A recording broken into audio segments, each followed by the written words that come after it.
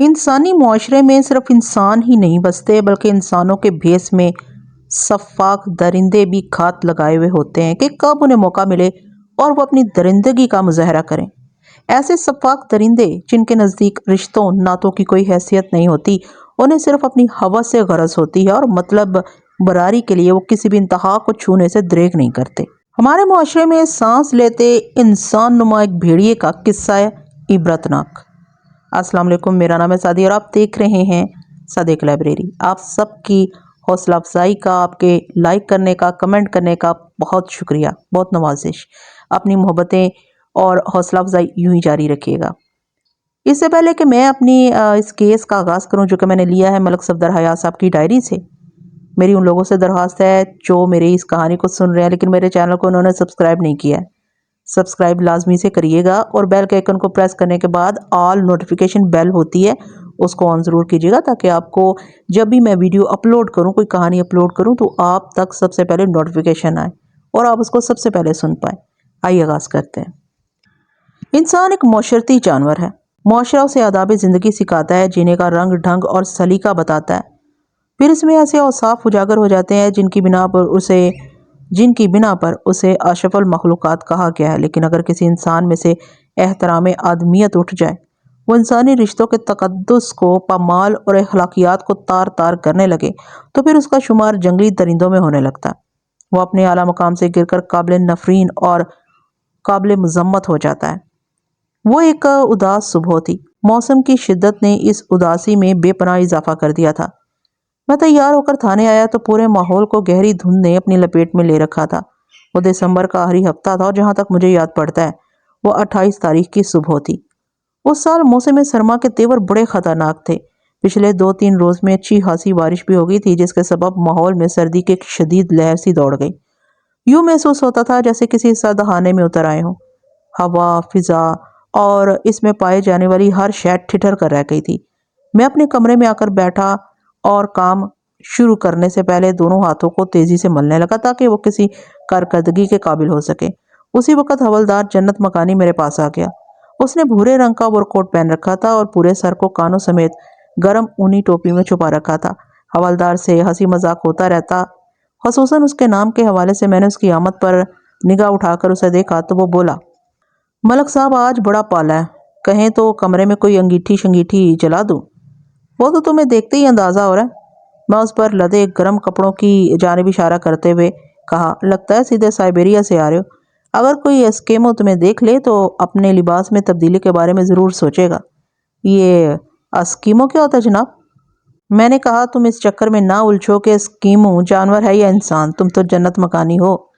تم ایسے نیک لوگوں کو دنیاوی بکھیڑوں میں سر نہیں کھپانا چاہیے۔ ہو جناب، آپ بھی مخول کرنے کا کوئی موقع ہاتھ سے جانے نہیں دیتے۔ وہ جز بز ہو کر بولا، اس میں مخول یا مذاق والی کون سی بات ہے؟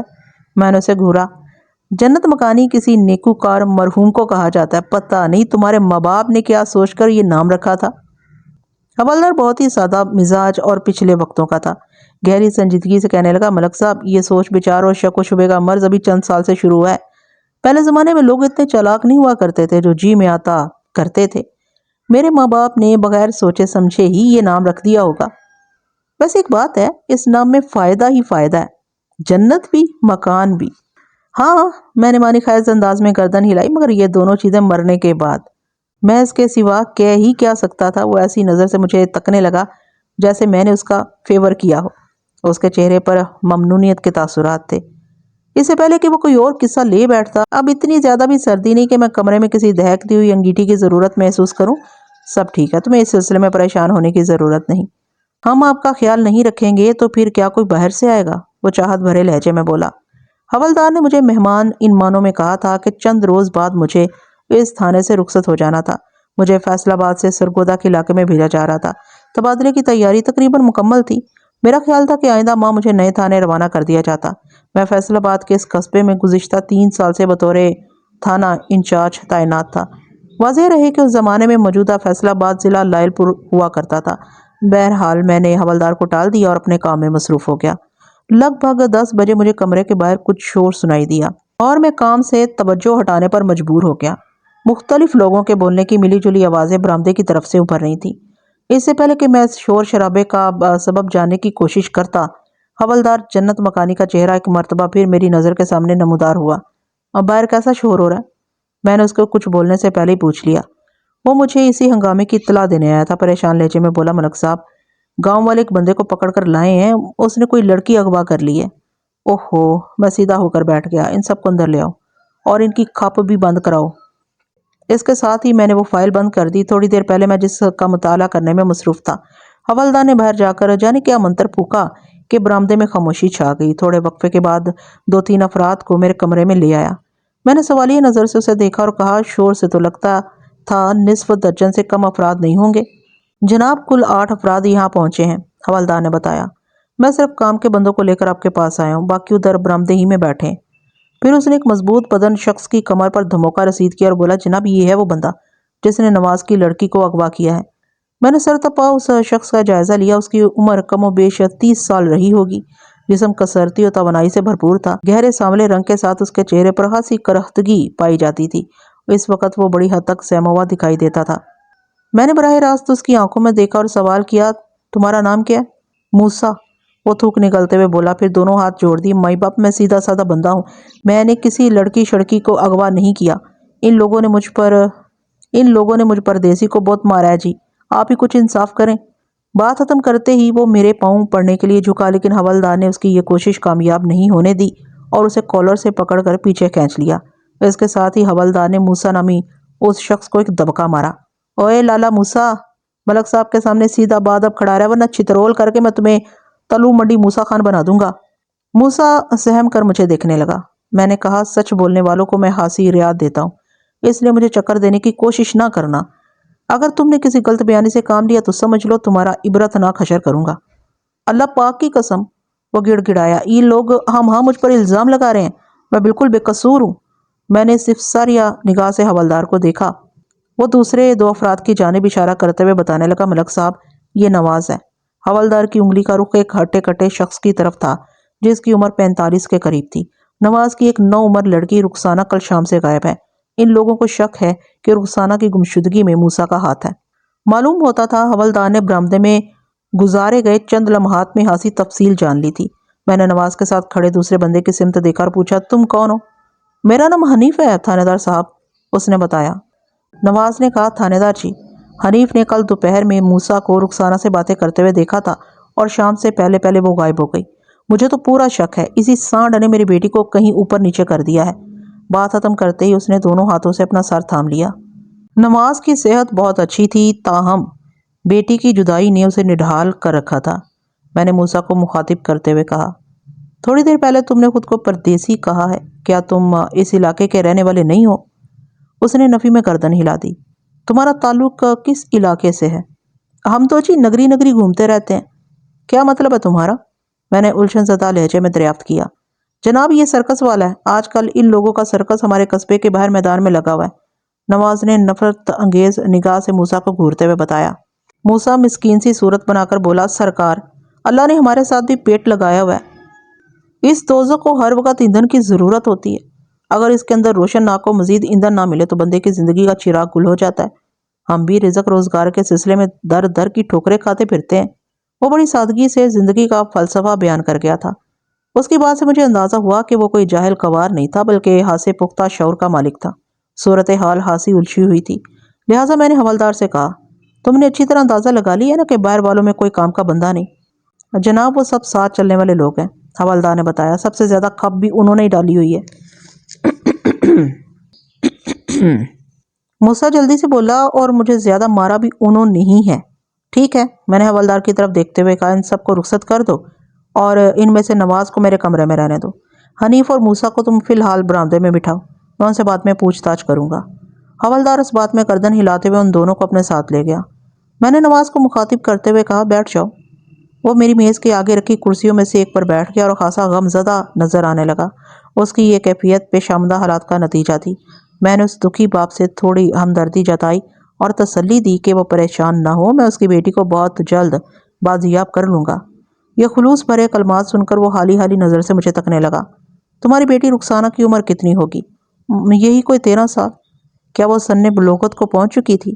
میرے سوال نے اسے تھوڑا الجھا دیا۔ میں نے آسان الفاظ میں وضاحت کی تو وہ تامل کرتے ہوئے بولا، اس کی ماں ہی کو اندازہ ہوگا تھانے دار صاحب۔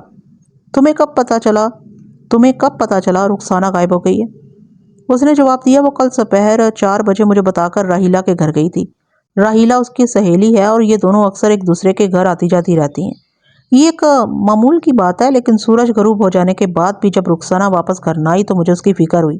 میں نے راحیلہ کے گھر جا کر اسے دیکھا، وہ مجھے وہاں نہیں ملی۔ راحیلہ کی ماں بلقیس نے مجھے بتایا کہ رخسانہ تو وہاں گئی ہی نہیں تھی۔ کیا مطلب؟ اس کا تو یہی مقصد ہوا نا کہ رخسانہ تم سے غلط بیانی کر کے گھر سے نکلی تھی۔ کیا کہہ سکتا ہوں جناب، رخسانہ نے پہلے تو کبھی ایسی حرکت نہیں کی، اور راحیلہ کے گھر والے بھی ہمارے دیکھے والے ہیں، ان کی بات پر یقین کرنے کے سوا کوئی چارہ بھی نہیں۔ اگر رخسانہ وہاں گئی ہوتی تو اس بات کو کیوں چھپاتے؟ بات تو وہ معقول کر رہا تھا، لیکن اس وقت حالات نامعقول تھے، اس لیے میں نواز کے بتائے ہوئے پر آنکھیں بند کر کے یقین نہیں کر سکتا تھا۔ راحیلہ کے گھر میں کتنے افراد اور رہتے ہیں؟ راحیلہ، اس کا چھوٹا بھائی ادریس اور ان دونوں کے ماں باپ۔ نواز نے جواب دیا، کل 4 افراد کا کنبہ ہے۔ راحیلہ کا باپ منظور حسین ادھر مین بازار میں راشن کی ایک بڑی دکان چلاتا ہے، اور ادریس دکان میں اس کا ہاتھ بٹاتا ہے۔ کیا تم نے فردن ان چاروں سے اپنی بیٹی کے بارے میں پوچھ لیا ہے؟ اس نے اس بات میں جواب دیا۔ میں نے کہا، راحیلہ اور ادریس کی عمریں کیا ہوں گی؟ راحیلہ 15 سال کی اور ادریس لگ بھگ 9 سال کا ہے، اس نے بتایا۔ ذرا سوچ کر بتاؤ، رخسانہ راحیلہ کے گھر کے علاوہ اور کہاں کہاں جاتی تھی؟ اس کی دوستی صرف راحیلہ سے تھی اور وہ کسی گھر میں نہیں جاتی تھی۔ میں نے ایک فوری خیال کے تحت پوچھا، جب تمہاری بیٹی گھر سے نکلی اس وقت تمہاری بیوی یعنی رخسانہ کی ماں گھر میں موجود تھی؟ میں پائے در پہ نواز سے سوال کر رہا تھا، اور یہ میرے فرائض کا تقاضا تھا۔ میں نے محسوس کیا وہ اس چھان بین سے خاصا بیزار ہو رہا تھا۔ بہرحال یہ پوچھ گچھ تو ضروری تھی، تاہم مجھے نواز کی پوزیشن کا بخوبی احساس تھا، اس لیے میں نے خاصا نرم لہجہ اختیار کر رکھا تھا۔ اور میرے سوال کا جواب دیتے ہوئے بولا، زاہدہ اس وقت گھر میں نہیں تھی۔ زاہدہ اس کی بیوی کا نام تھا۔ میں نے پوچھا، رخسانہ کی ماں کہاں گئی ہوئی تھی؟ وہ اپنی بہن کو دیکھنے دوسرے گاؤں گئی ہوئی تھی۔ نواز نے کہا، زاہدہ کی بڑی بہن شاہدہ کافی بیمار ہے، زاہدہ رات کو 9 بجے واپس آئی ہے۔ میں نے سوال کیا، تم نے بتایا کہ رخسانہ کل سپہر 4 بجے تم سے اجازت لے کر راحیلہ کے گھر گئی تھی، کیا تم اس وقت گھر میں تھے؟ میں چند لمحے پہلے ہی گھر پہنچا تھا۔ تم کرتے کیا ہو؟ اپنی 10 ایکڑ زمین ہے جناب، بس اسی کی دیکھ بھال میں لگا رہتا ہوں۔ اس وقت میرا ذہن کئی محاذوں پر مصروف تھا۔ مجھے خاموش پا کر نواز نے کہا، تھانے دار صاحب، ہم بندے کو پکڑ کر آپ کے پاس لے آئے ہیں، اب میری بیٹی کا کھوج لگانا آپ کا کام ہے۔ خدا کے لیے جلد از جلد میری رخسانہ کو ڈھونڈ دیں۔ وہ ایک مرتبہ پھر جذباتی ہونے لگا تھا۔ میں نے کہا، تم لوگ جس بندے کو پکڑ دھکڑ کر یہاں لائے ہو، میں اسے کڑی تفتیش کروں گا۔ تم فکر نہ کرو، اگر تمہاری بیٹی کی گمشدگی میں موسیٰ کا ہاتھ ہوا تو میں اسے 6، 7 اور 8 کا دودھ بھی یاد دلا دوں گا۔ بڑی بڑی مہربانی جناب کی۔ اس نے تشکر آمیز نظر سے مجھے دیکھتے ہوئے دونوں ہاتھ معافی چاہنے والے انداز میں باندھ لیے۔ میں نے کہا، ہاتھ کھول دو اور سیدھے ہو کر بیٹھو۔ اس نے چشم زدن میں میرے حکم کی تعمیل کر دی۔ میں نے بڑی رسانیت سے پوچھا، تمہاری بیٹی کل سپہر سے لاپتہ ہے اور تم نے اب تھانے کا رخ کیا ہے، اس غفلت کا کیا سبب ہے؟ وہ جناب، وہ جذبے سا ہو کر رہ گیا۔ ہم پہلے خود ہی اپنے طور پر رخسانہ کو تلاش کر رہے تھے، اب یقین کریں ہم دونوں میاں بیوی پوری رات جاگتے رہے ہیں۔ مجھے پورا یقین ہے کہ تم لوگوں کی آنکھیں ایک لمحے کو بھی نہیں لگی ہوں گی۔ میں نے کہا، بہرحال تمہیں چاہیے تھا کل رات ہی تھانے آ کر بیٹی کی گمشدگی کی رپورٹ درج کروا دیتے۔ ہو سکتا ہے اب تک میں تمہاری بیٹی کا سراغ لگانے میں کامیاب ہو چکا ہوتا یا اس کے بہت قریب پہنچ چکا ہوتا۔ تم لوگوں نے حنیف کے بیان پر موسیٰ کو پکڑا ہے اور اسے اپنے ساتھ مارتے ہوئے تھانے لائے ہو۔ اس کی تفصیل کیا ہے؟ میرا مطلب ہے، حنیف نے ایسی کیا خاص بات بتائی ہے؟ جناب، حنیف اسی قصبے کا رہنے والا ہے اور قابل بھروسہ بندہ ہے۔ اس نے کل دوپہر کے وقت موسیٰ اور رخسانہ کو باتیں کرتے دیکھا تھا۔ وہ لوگ آپس میں کیا باتیں کر رہے تھے؟ حنیف ان کی باتیں تو نہیں سن سکا۔ وہ دونوں کہاں پر باتیں کر رہے تھے؟ میں نے پوچھا۔ بڑے میدان میں، جہاں وہ سرکس لگا ہوا ہے، نواز نے بتایا۔ جناب، ان لوگوں کا کوئی پتہ ٹھکانہ اور آگا پیچھا نہیں ہوتا۔ مجھے شک ہے موسیٰ نے میری معصوم بیٹی کو اپنی باتوں کے جال میں پھنسا لیا ہوگا، پھر موقع ملتے ہی غائب کر دیا۔ تھانے دار جی، آپ اس شخص کی مرمت کریں گے تو وہ زبان سے اپنے جرم کا اقرار کر لے گا۔ موسیٰ کی تو تم بالکل فکر نہ کرو، میں ابھی دیکھ لوں گا اس کے پاس کون کون سے اور کتنے جال ہیں۔ اگر وہ مجرم ہے تو میری تفتیش کے آگے وہ زیادہ دیر تک مزاحمت نہیں کر سکے گا۔ مگر سوال یہ پیدا ہوتا ہے کہ تمہاری بیٹی کل دوپہر میں اس کے سرکس کے قریب کیا کر رہی تھی، اور وہ بھی ایک نامحرم اور انجان کے پاس؟ جناب، میری تو کچھ بھی سمجھ میں نہیں آ رہا۔ وہ رونی صورت بنا کر بولا، میں تو اس وقت کھیتوں میں ہوتا ہوں، اس بارے میں مجھے کچھ پتا نہیں۔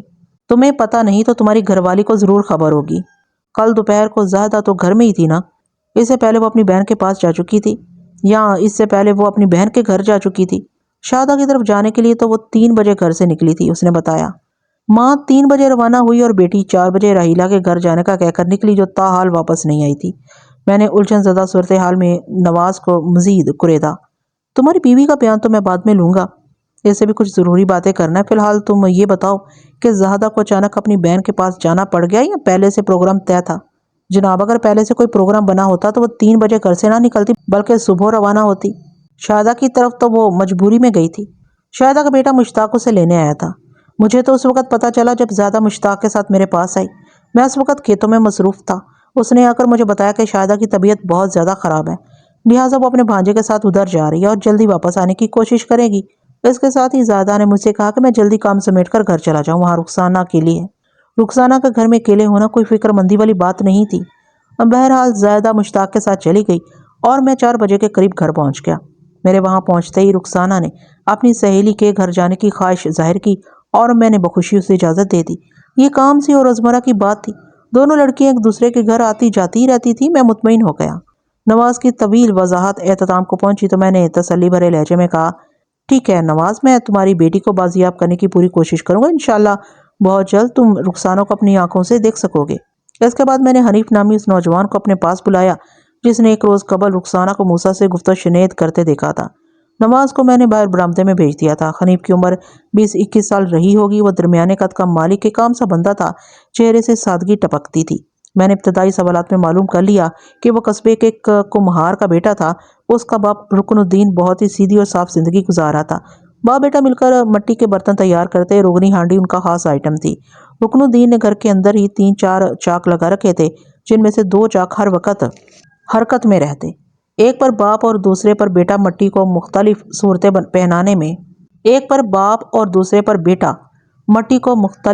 پہنانے میں مصروف رہتے۔ ظروف سازی مٹی کی ہو یا کسی بھی دھات کی ایک بہت بڑا فن ہے۔ ہاتھ کی مخصوص جنبشوں سے خام مال کو باقاعدہ ایک برتن کی شکل دے دی جاتی ہے۔ حنیف نے مجھ سے پوچھا، تھانے دار صاحب، میں نے کون سا قصور کیا؟ یہ لوگ مجھے کیوں پکڑ کر اپنے ساتھ تھانے لے آئے ہیں؟ وہ آسا گھبرایا ہوا تھا۔ تم ایک واقعے کے چشمدید گواہ ہو۔ میں نے کہا، وہ تمہاری گواہی دلوانے لائے۔ اگر تم واقعی بے قصور ہو اور تم نے کوئی جرم نہیں کیا تو پھر کسی قسم کی پریشانی میں مبتلا ہونے کی ضرورت نہیں۔ وہ قدرے مطمئن نظر آنے لگا۔ میں نے پوچھا، اب مجھے پوری تفصیل سے بتاؤ کہ تم نے کل دوپہر میں کیا دیکھا تھا؟ میرا مطلب ہے بڑے میدان میں۔ میں نے نواز کی لڑکی رخسانہ کو سرکس والے سے باتیں کرتے دیکھا تھا، اس نے بتایا۔ سرکس میں تو بہت سے لوگ کام کرتے ہوں گے، تم کس کا ذکر کر رہے ہو؟ جناب، میں موسیٰ کی بات کر رہا ہوں جسے تھانے لایا گیا۔ کیا تم اس کا نام پہلے سے جانتے تھے؟ اور نہیں جی، بعد میں مجھے پتا چلا کہ وہ موسیٰ ہے۔ میں نے استفسار کیا، وہ دونوں کس قسم کی باتیں کر رہے تھے؟ یہ تو مجھے معلوم نہیں جناب۔ اس کا مطلب ہے تم ان کی گفتگو نہیں سن سکے؟ میں نے اس کی آنکھوں میں دیکھتے ہوئے سوال کیا۔ اس نے جواب دیا، میں کچھ فاصلے سے گزر رہا تھا، بس میں نے انہیں آپس میں بات چیت کرتے دیکھا تھا۔ نواز کی لڑکی کو میں چونکہ شکل سے پہچانتا ہوں، اس لیے موسیٰ کے ساتھ کھڑے ہو کر باتیں کرتے دیکھا تو میں ایک لمحے کے لیے چونکا، پھر آگے بڑھ گیا۔ بس اتنی سی بات ہے۔ تم وہاں بڑے میدان میں کیا کر رہے تھے؟ میں نے پوچھا، کیا تم بھی سرکس دیکھنے وہاں پہنچے تھے؟ نہیں تھانے دار جی، میں تو کھیتوں کی طرف سے آ رہا تھا، میرے ساتھ میرا گدھا بھی تھا، میں ایک جوہڑ سے مٹی نکال کر لا رہا تھا۔ حنیف نے تفصیل سے آگاہ کرتے ہوئے بتایا، ابھی تک وہ سرکس دیکھنے کا موقع نہیں ملا تھا۔ میں نے سوچا چلو اس کے قریب سے ہو کر گزرتے ہیں، بس یہی خواہش مجھے بڑے میدان کی طرف لے گئی تھی۔ ٹھیک ہے، کیا تم نے پہلے بھی کبھی موسیٰ اور رخسانہ کو آپس میں باتیں کرتے دیکھا تھا؟ اس نے نفی میں گردن ہلا دی۔ میں نے پوچھا، رخسانہ کو کسی اور بندے سے یوں بات چیت کرتے دیکھا ہو؟ میں سمجھا نہیں تھانے دار صاحب۔ میرا مطلب ہے کہ تم نے کبھی کسی نامحرم یا غیر شخص کے ساتھ رخسانہ کو گفتگو کرتے دیکھا ہے؟ میں نے اس کی آسانی کے لیے وضاحت کر دی، وہ کسی اجنبی کے ساتھ یوں اکیلی کھڑی ہو اور وہ دونوں کسی قسم کی باتیں کر رہے ہوں۔ اس نے ایک مرتبہ پھر انکار میں جواب دیا۔ میں نے چند لمحات تک اس کے چہرے کے تاثرات کا گہرا جائزہ لیا اور اس نتیجے پر پہنچا کہ وہ کسی قسم کی دروغ گوئی سے کام نہیں لے رہا تھا۔ اس کے دل و دماغ میں بھی وہی تھا جو اس کی زبان پر تھا۔ خدا نخواستہ میں دلوں اور دماغوں کا حال جاننے کا دعویٰ نہیں کر رہا، میں نے وہ اندازہ اپنے تجربے اور مشاہدے کی بنا پر لگایا تھا۔ پولیس کی ملازمت کے دوران میں بھانت بھانت کے لوگوں سے واسطہ پڑتا رہتا تھا، ان میں ہر کماج کے لوگ شامل تھے اور مجھے ان سے نپٹنا ہوتا تھا۔ اس قدر مصروف پیشہ ورانہ اور عوامی رابطے کی زندگی مردم شناسی سکھائی دیتی ہے۔ حنیف خاموش بیٹھا مجھے دیکھ رہا تھا۔ تھوڑی دیر پہلے اس کے انداز میں جو گھبراہٹ نظر آ رہی تھی وہ اب جاتی رہی تھی۔ پولیس والوں کا ویسے ہی بڑا خوف ہوتا ہے اور اگر کسی شریف آدمی کو پہلی مرتبہ تھانے آنا پڑے تو یقینی طور پر اس کے ہاتھ پاؤں پھول جاتے ہیں۔ تھانے کی اپنی ایک دہشت اور وحشت ہوتی ہے۔ میں نے حنیف کو مخاطب کرتے ہوئے سوال کیا، تم نے کل دوپہر میں ان دونوں کو بڑے میدان میں بات چیت کرتے دیکھا اور آج تم نے زبان کھولی ہے، تم اب تک خاموش کیوں تھے؟ جناب مجھے کیا پتا تھا رخسانہ غائب ہو گئی ہے، وہ فریادی لہجے میں بولا۔ یہ خبر تو آج ہی نکلی ہے۔ مجھے جب معلوم ہوا تو میرے ذہن میں کل دوپہر والا واقعہ گھوم گیا۔ میں نے ابا کو اور ابا نے نواز کو اس بارے میں بتایا۔ نواز چند بندوں کے ساتھ سرکس پہنچ گیا۔ موسیٰ کو پکڑ کر پوچھ گچھ کی گئی تو وہ سیرے سے ہی مکر گیا۔ پھر یہ لوگ اسے مارتے ہوئے آپ کے پاس لے آئے ہیں۔ اس کی بات ختم ہوئی تو میں نے کہا، موسیٰ کس بات سے انکاری ہے؟ رخسانہ کو غائب کرنے سے یا پھر اس سے بات چیت کرنے سے؟ جناب وہاں اتنی زیادہ کھپ ڈال دی تھی ان لوگوں نے کہ کچھ سمجھ میں نہیں آ رہا تھا۔ حنیف نے بے بسی سے کہا، اب آپ ہی اس سے پوچھیں کہ معاملہ کیا ہے۔ میں نے مزید 2-4 سوالات کے بعد حنیف کو باہر بھیج دیا، موسیٰ کو اندر بلا لیا۔ تھوڑی دیر بعد وہ میرے سامنے موجود تھا۔ وہ ہاتھ باندھ کر کھڑا تھا۔ میں نے اس کے چہرے کا بغور جائزہ لیا۔ دیکھنے کا انداز ایسا تھا جیسے میں اس کا ایکس رے کر رہا ہوں۔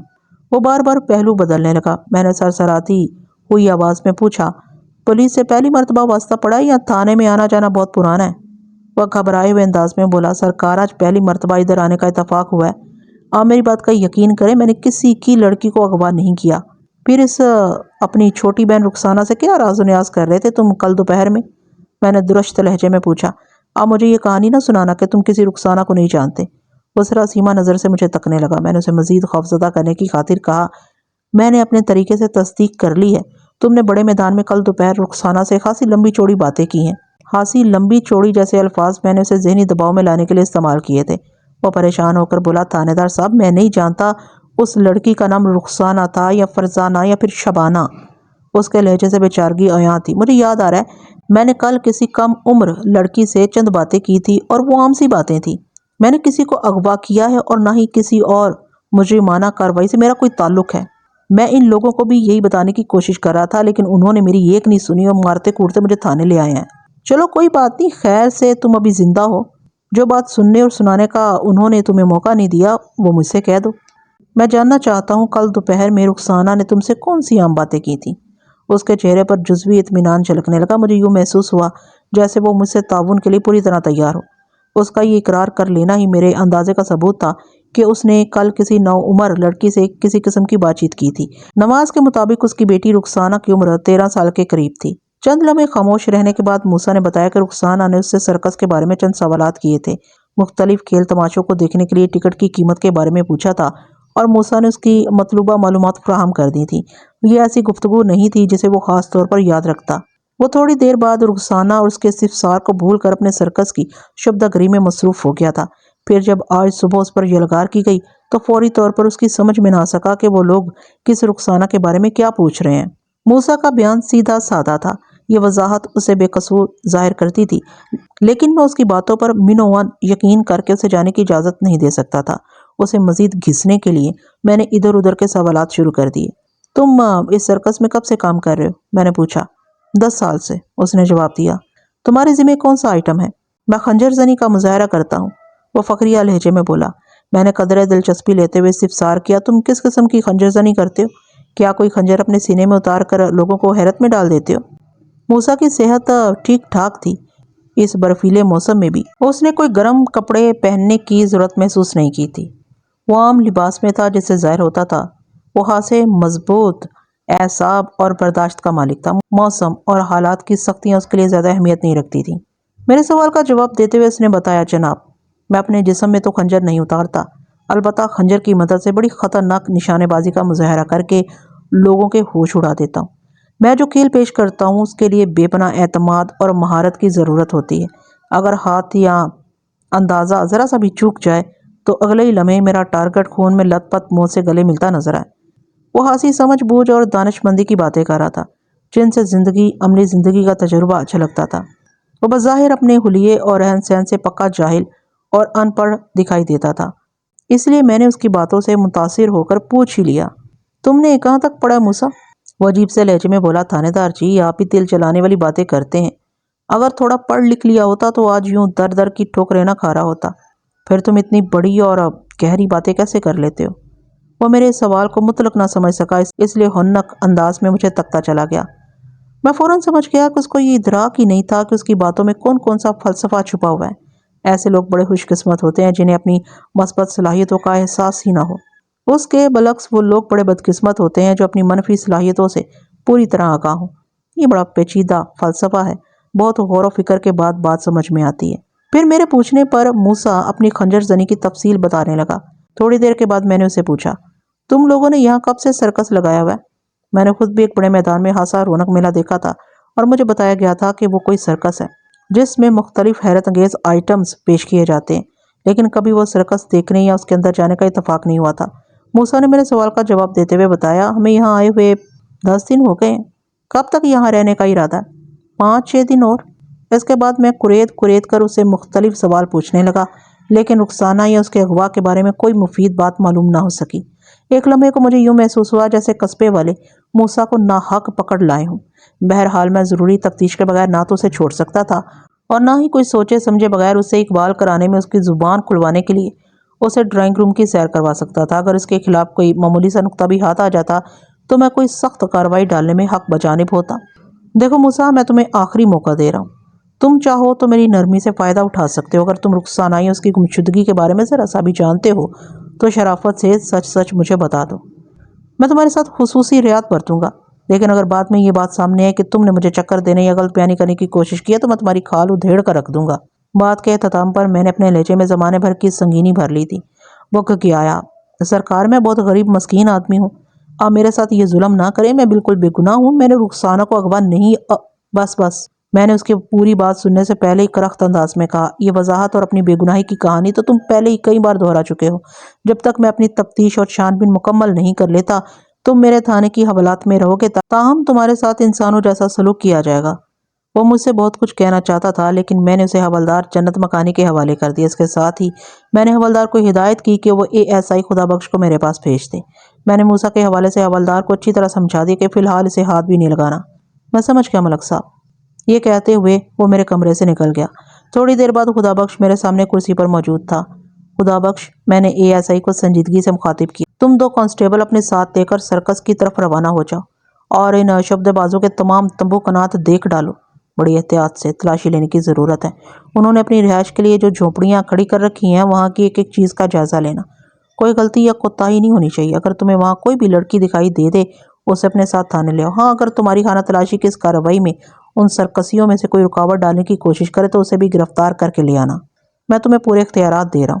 وہ مجھے سلام کر کے کمرے سے نکل گیا تو میں ضروری تیاری میں مصروف ہو گیا۔ منظور حسین کا گھر قصبے کے ایک سرے پر واقع تھا۔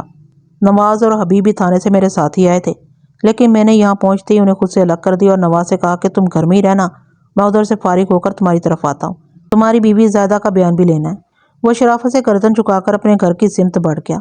اس وقت حوالدار جنت مکانی میرے ساتھ تھا۔ تھانے میں چند سینئر اور کافی جونیئر افراد کا اتنا سٹاف تھا کہ مجھے اس طرف سے کوئی فکر نہیں تھی۔ میرے اشارے پر حوالدار نے منظور حسین کے دروازے پر دستک دی۔ دستک کے جواب میں دروازہ کھلا اور 9-10 سال کا ایک خوشحال لڑکا نظر آیا۔ وہ ہمیں وردی میں دیکھ کر چونک اٹھا۔ اس سے قبل کہ وہ یا ہم میں سے کوئی کچھ بولتا، اس لڑکے کے عقب میں مجھے کسی عورت کی آواز سنائی دی۔ وہ خود تو دکھائی نہیں دے رہی تھی، تاہم اس کے استفسار ہم تک پہنچ گیا۔ وہ اس لڑکے سے پوچھ رہی تھی، ادریس کون ہے دروازے پر؟ اماں، پولیس والے ہیں۔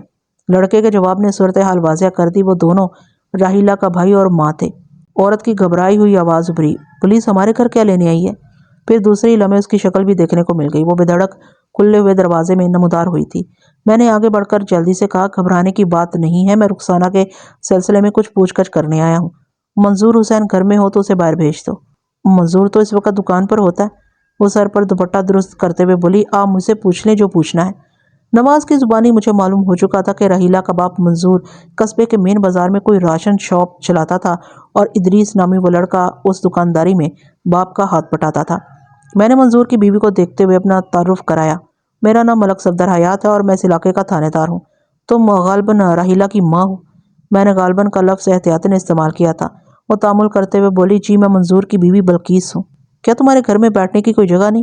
میں نے گلی میں ادھر ادھر نگاہ دوڑاتے ہوئے کہا۔ ہم سے تھوڑے فاصلے پر اکا دکا افراد نظر آ رہے تھے۔ کسی محلے میں پولیس کی آمد اچھی خاصی تشویش کا باعث ہوتی ہے اور گاؤں دیہات میں یہ تشویش کئی گنا بڑھ جاتی ہے۔ میں آپ کے لیے بیٹھک کھولتی ہوں، وہ اضطراری انداز میں کہتے ہوئے گھر کے اندر غائب ہو گئی۔ چند لمحات کے بعد میں منظور حسین کی بیٹھک میں بیٹھا تھا۔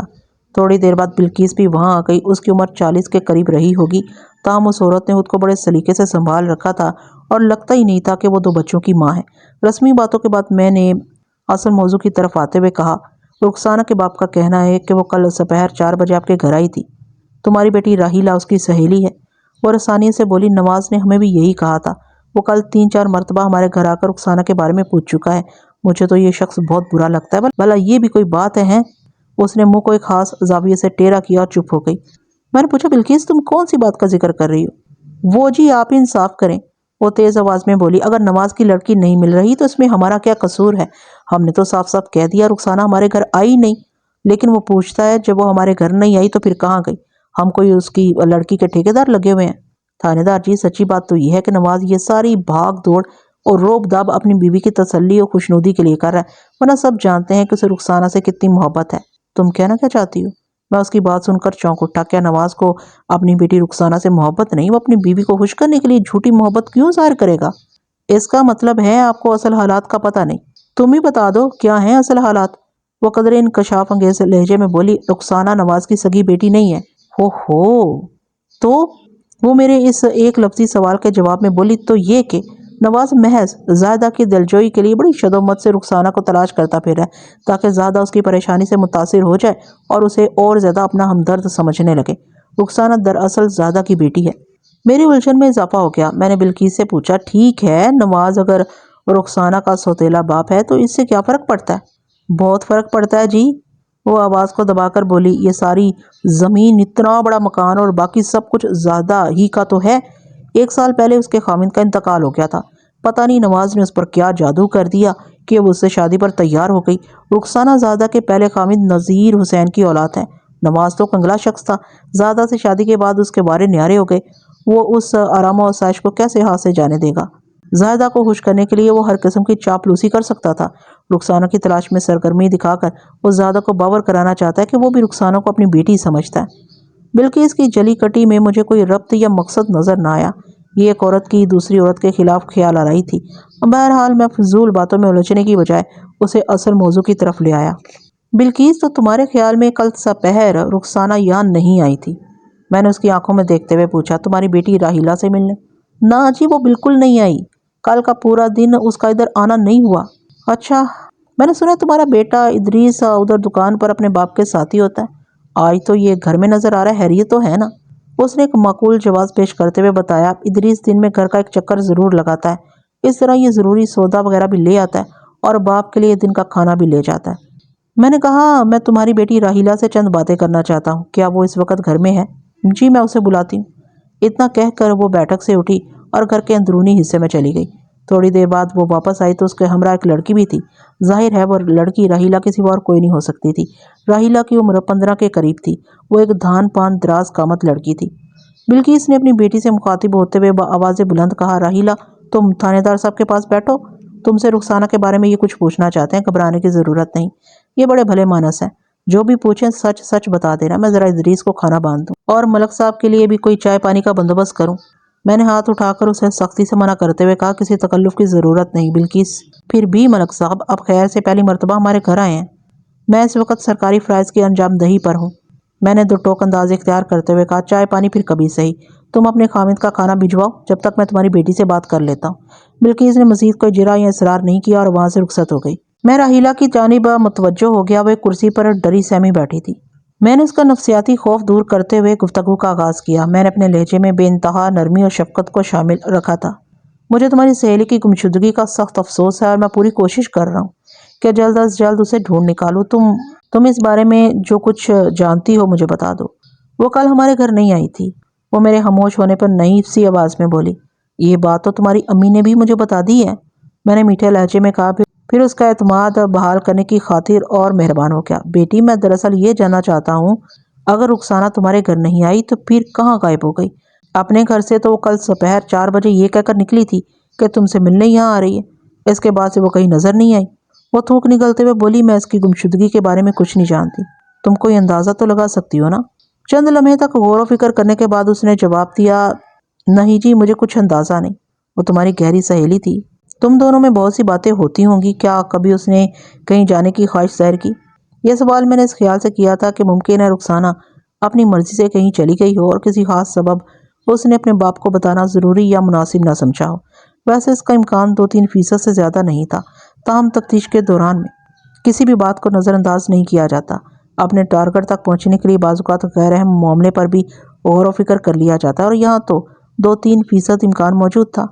راحیلہ کے جواب نے مجھے مایوس کیا، یعنی وہ رخسانہ کی گمشدگی کے بارے میں کچھ نہیں جانتی تھی۔ میں نے زاویے بدل بدل کر اسے مختلف سوال کیے، لیکن یہ قرید نتیجہ خیز ثابت نہ ہوئی۔ وہ رخسانہ کی تلاش میں میری کوئی رہنمائی کرنے سے قاصر تھی۔ تھوڑی دیر کے بعد میں بلقیس کے گھر سے اٹھایا۔ میں گلی میں نکلا تو حوالدار جنت مکانی وہاں موجود تھا۔ میں خاموشی سے نواز کے گھر کی جانب بڑھ گیا، جو وہاں سے صرف 4 گھر کے فاصلے پر تھا۔ حوالدار نے میرے ساتھ چلتے ہوئے دھیمے لہجے میں استفسار کیا، ملک صاحب کوئی سراغ ملا بچی کا؟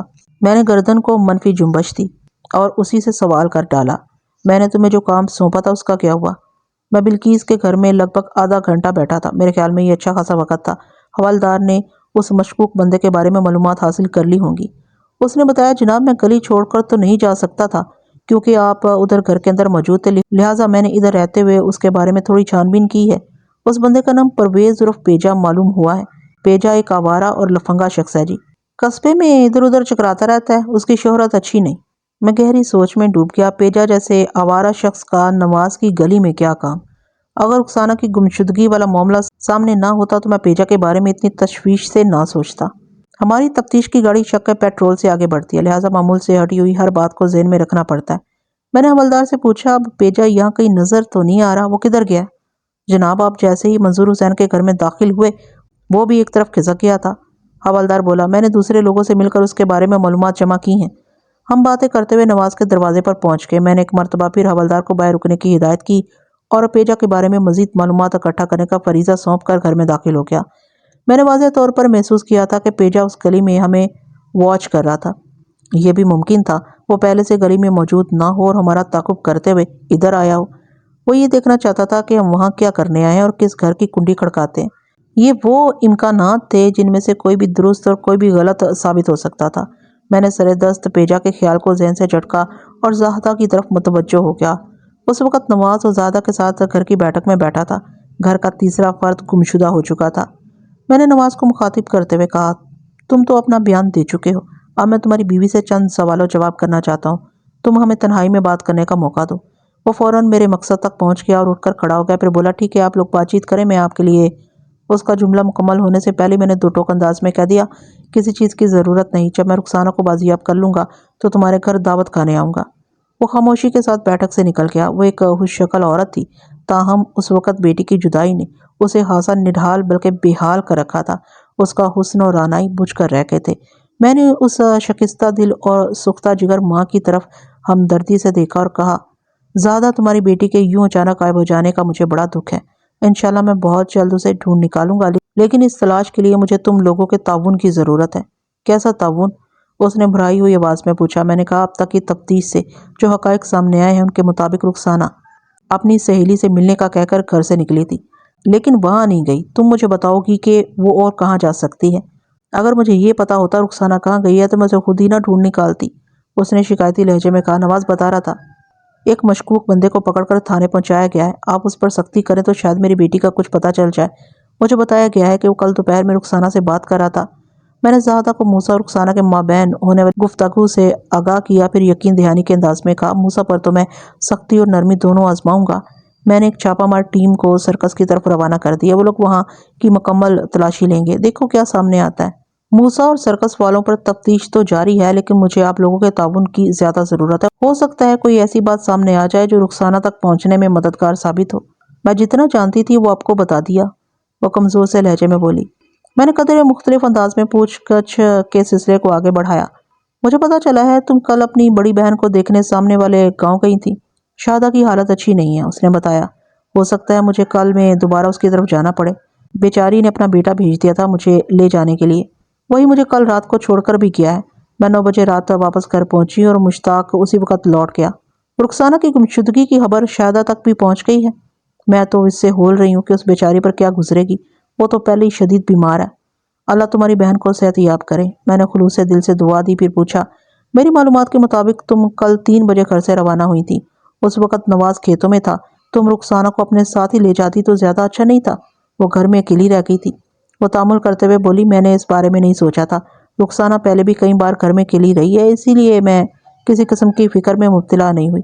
ویسے اب ٹھیک ہی کہہ رہے ہیں۔ وہ اتنا کہہ کر تھوڑی دیر کے لیے رکی، پھر بولی، اگر میں رخسانہ کو اپنے ساتھ لے جاتی تو یہ دن نہ دیکھنا پڑتا، لیکن یہ بات مجھے معلوم نہ تھی کہ میرے پیچھے اتنا بڑا واقعہ ہو جائے گا۔ بات ختم کرتے کرتے اس کی آواز رند گئی، وہ شدید نوعیت کی جذباتیت کا شکار ہو رہی تھی۔ نواز تمہارا دوسرا شوہر ہے نا؟ اس نے ایک طویل ٹھنڈی سانس بھری اور بولی، ہاں، 1 سال پہلے نذیر حسین کا انتقال ہو گیا تھا۔ وہ کھیتوں میں کام کر رہا تھا کہ ایک موذی سانپ نے اسے ڈس لیا۔ وہ سانپ اس قدر زہریلا تھا کہ دوا دارو سے پہلے ہی نذیر حسین چل بسا۔ وہ ایک دم حد درجہ ملول ہو گئی۔ رخسانہ نذیر حسین کی بیٹی ہے۔ میں نے اپنی آواز کو دھیما رکھتے ہوئے سے پوچھا، میں نے سنا ہے کہ نواز نے کسی بڑے لالچ میں تم سے شادی کی ہے۔ آپ نے یہ کس سے سن لیا؟ وہ چونک کر حیرت زدہ نظر سے مجھے دیکھنے لگی۔ میں نے کہا، تم اس بات کو چھوڑو، مجھے کس نے بتایا؟ اگر مناسب سمجھو تو میرے سوال کا جواب دے دو۔ مناسب اور غیر مناسب والی کوئی بات نہیں جناب، وہ جزبز ہوتے ہوئے بولی۔ میں نے تو نواز کو لالچی نہیں پایا، پتہ نہیں کس فتنہ پرور نے آپ کو یہ جھوٹی خبر سنائی ہے۔ تم کہہ رہی ہو تو میں یقین کر لیتا ہوں، کیونکہ تم اپنے شوہر کے بارے میں کسی نتھو خیرے اور ہیرے بشیرے سے زیادہ جانتی ہو۔ یقیناً وہ کسی نے ایسے ہی شر پھیلانے کے لیے اڑائی ہوگی۔ وہ بولی، نواز تو بہت اچھا ہے، میرا بہت خیال رکھتا ہے، مجھے اس سے کوئی شکایت نہیں۔ وہ صرف تمہارا ہی خیال رکھتا ہے یا رخسانہ کو بھی بیٹی کی طرح چاہتا ہے؟ وہ رخسانہ کو سگی بیٹی سے زیادہ پیار کرتا ہے، وہ پرزور لہجے میں بولی۔ نواز نے ایک پل کے لیے بھی رخسانہ کو یہ محسوس نہیں ہونے دیا کہ وہ اس کا سوتیلا باپ ہے۔ جب سے رخسانہ غائب ہوئی ہے، نواز کا برا حال ہے۔ وہ ایک لمحے کے لیے نہیں سویا اور مسلسل اسے تلاش کرنے کی کوشش کر رہا ہے۔ اگر رخسانہ کا سگا باپ زندہ ہوتا تو شاید وہ بھی اس کی گمشدگی پر اتنا پریشان نہ ہوتا۔ زیادہ کی وضاحت نے بلقیس کے بیان کی نفی کر دی اور مجھے یقین ہو گیا بلقیس نے کسی جلاپے میں وہ الٹی سیدھی باتیں کی تھی۔ بہرحال بلقیس کا نواز کے بارے میں وہ اظہار رائے خواہ مخواہ نہیں ہو سکتا تھا۔ یقیناً اس کے پیچھے بھی کوئی نہ کوئی راز چھپا تھا۔ رخسانہ اور راحیلہ بڑی پکی سہیلیاں تھیں۔ اس حقیقت کے پیش نظر اگر بلقیس کے خیالات پر غور کیا جاتا تو ذہن کا الجھنا لازمی بات تھی۔ میں نے اس الجھن کے حل کے لیے براہ راست زاہدہ سے پوچھ لیا، کیا راحیلہ کی ماں بلقیس سے آپ لوگوں کی کوئی ناراضی شرازی ہے؟ نہیں، ایسی تو کوئی بات نہیں، وہ نفی میں گردن ہلاتے ہوئے بولی۔ آپ نے یہ سوال کیوں کیا؟ میں نے بات کو صاف کر لینا ضروری سمجھا اور کہا، بات دراصل یہ ہے کہ میں ابھی بلقیس کے گھر سے اٹھ کر آیا ہوں۔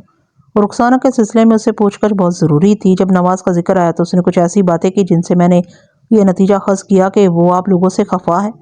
دیکھیں جی، وہ ایک ایک لفظ پر زور دیتے ہوئے بولی، اگر میں یا نواز ان لوگوں سے ناراض ہوتے تو پھر ہم رخسانہ کو کبھی بھی ان کے گھر جانے کی اجازت نہ دیتے۔ یہ تو صاف سمجھ میں آنے والی بات ہے نا۔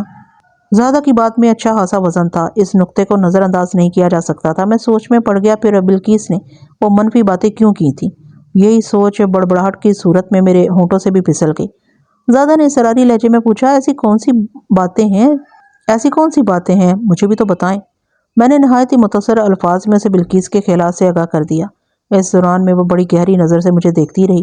اس کے چہرے کے اتار چڑھاؤ سے میں نے اندازہ لگایا کہ اس وقت اس کے ذہن میں بہت اٹا پٹک ہو رہی تھی۔ میں خاموش ہوا تو اس نے سلگتے ہوئے لہجے میں کہا، وہ کمینی خواہ مخواہ شر پھیلانے کی کوشش کر رہی، ورنہ اس کی باتوں کا حقیقت سے کوئی تعلق نہیں۔ ایک لمحے کے توقف کے بعد وہ اضافہ کرتے ہوئے بولی، اب مجھ پر لازم ہے کہ میں بھی اس کا پول کھول دوں۔ جیسے اس کی بات ختم ہوئی، مجھے بیٹھک کے اندرونی دروازے کے کم میں کوئی گڑبڑ محسوس ہوئی۔ میری سماعت تک کچھ اس قسم کی آوازوں نے رسائی حاصل کی تھی جیسے وہاں کوئی چھپا کھڑا ہماری باتیں سن رہا ہو۔ میری چھٹی حس نے رہنمائی کی کہ وہ نواز کے سوا اور کوئی نہیں ہو سکتا تھا اور یہ کوئی خاص بات نہیں تھی۔ میں اس کی بیوی کا انٹرویو لے رہا تھا، شوہر ہونے کے ناطے اسے یہ تشویش ضرور ہوگی کہ میں زیادہ سے کیا باتیں کر رہا ہوں۔ اس کا دروازے سے چپک کر کھڑے ہونا انسانی فطرت کے زمرے میں آتا تھا۔ میں نے نواز کی طرف سے توجہ ہٹا کر زاہدہ سے پوچھا، تم بلقیس کا کون سا پول کھولنے کی بات کر رہی ہو؟ وہ تامل کرتے ہوئے بولی، تانے دار جی، کسی زمانے میں بلقیس نواز سے شادی کرنے کی خواہش مند تھی۔ اس وقت یہ دونوں غیر شادی شدہ تھے، لیکن نواز نے بلقیس کو ٹھکرا کر کلثوم سے شادی کر لی۔ یہ بات بلقیس کو بہت بری لگی۔ بہرحال اس کی شادی کچھ عرصے کے بعد منظور حسین سے ہو گئی۔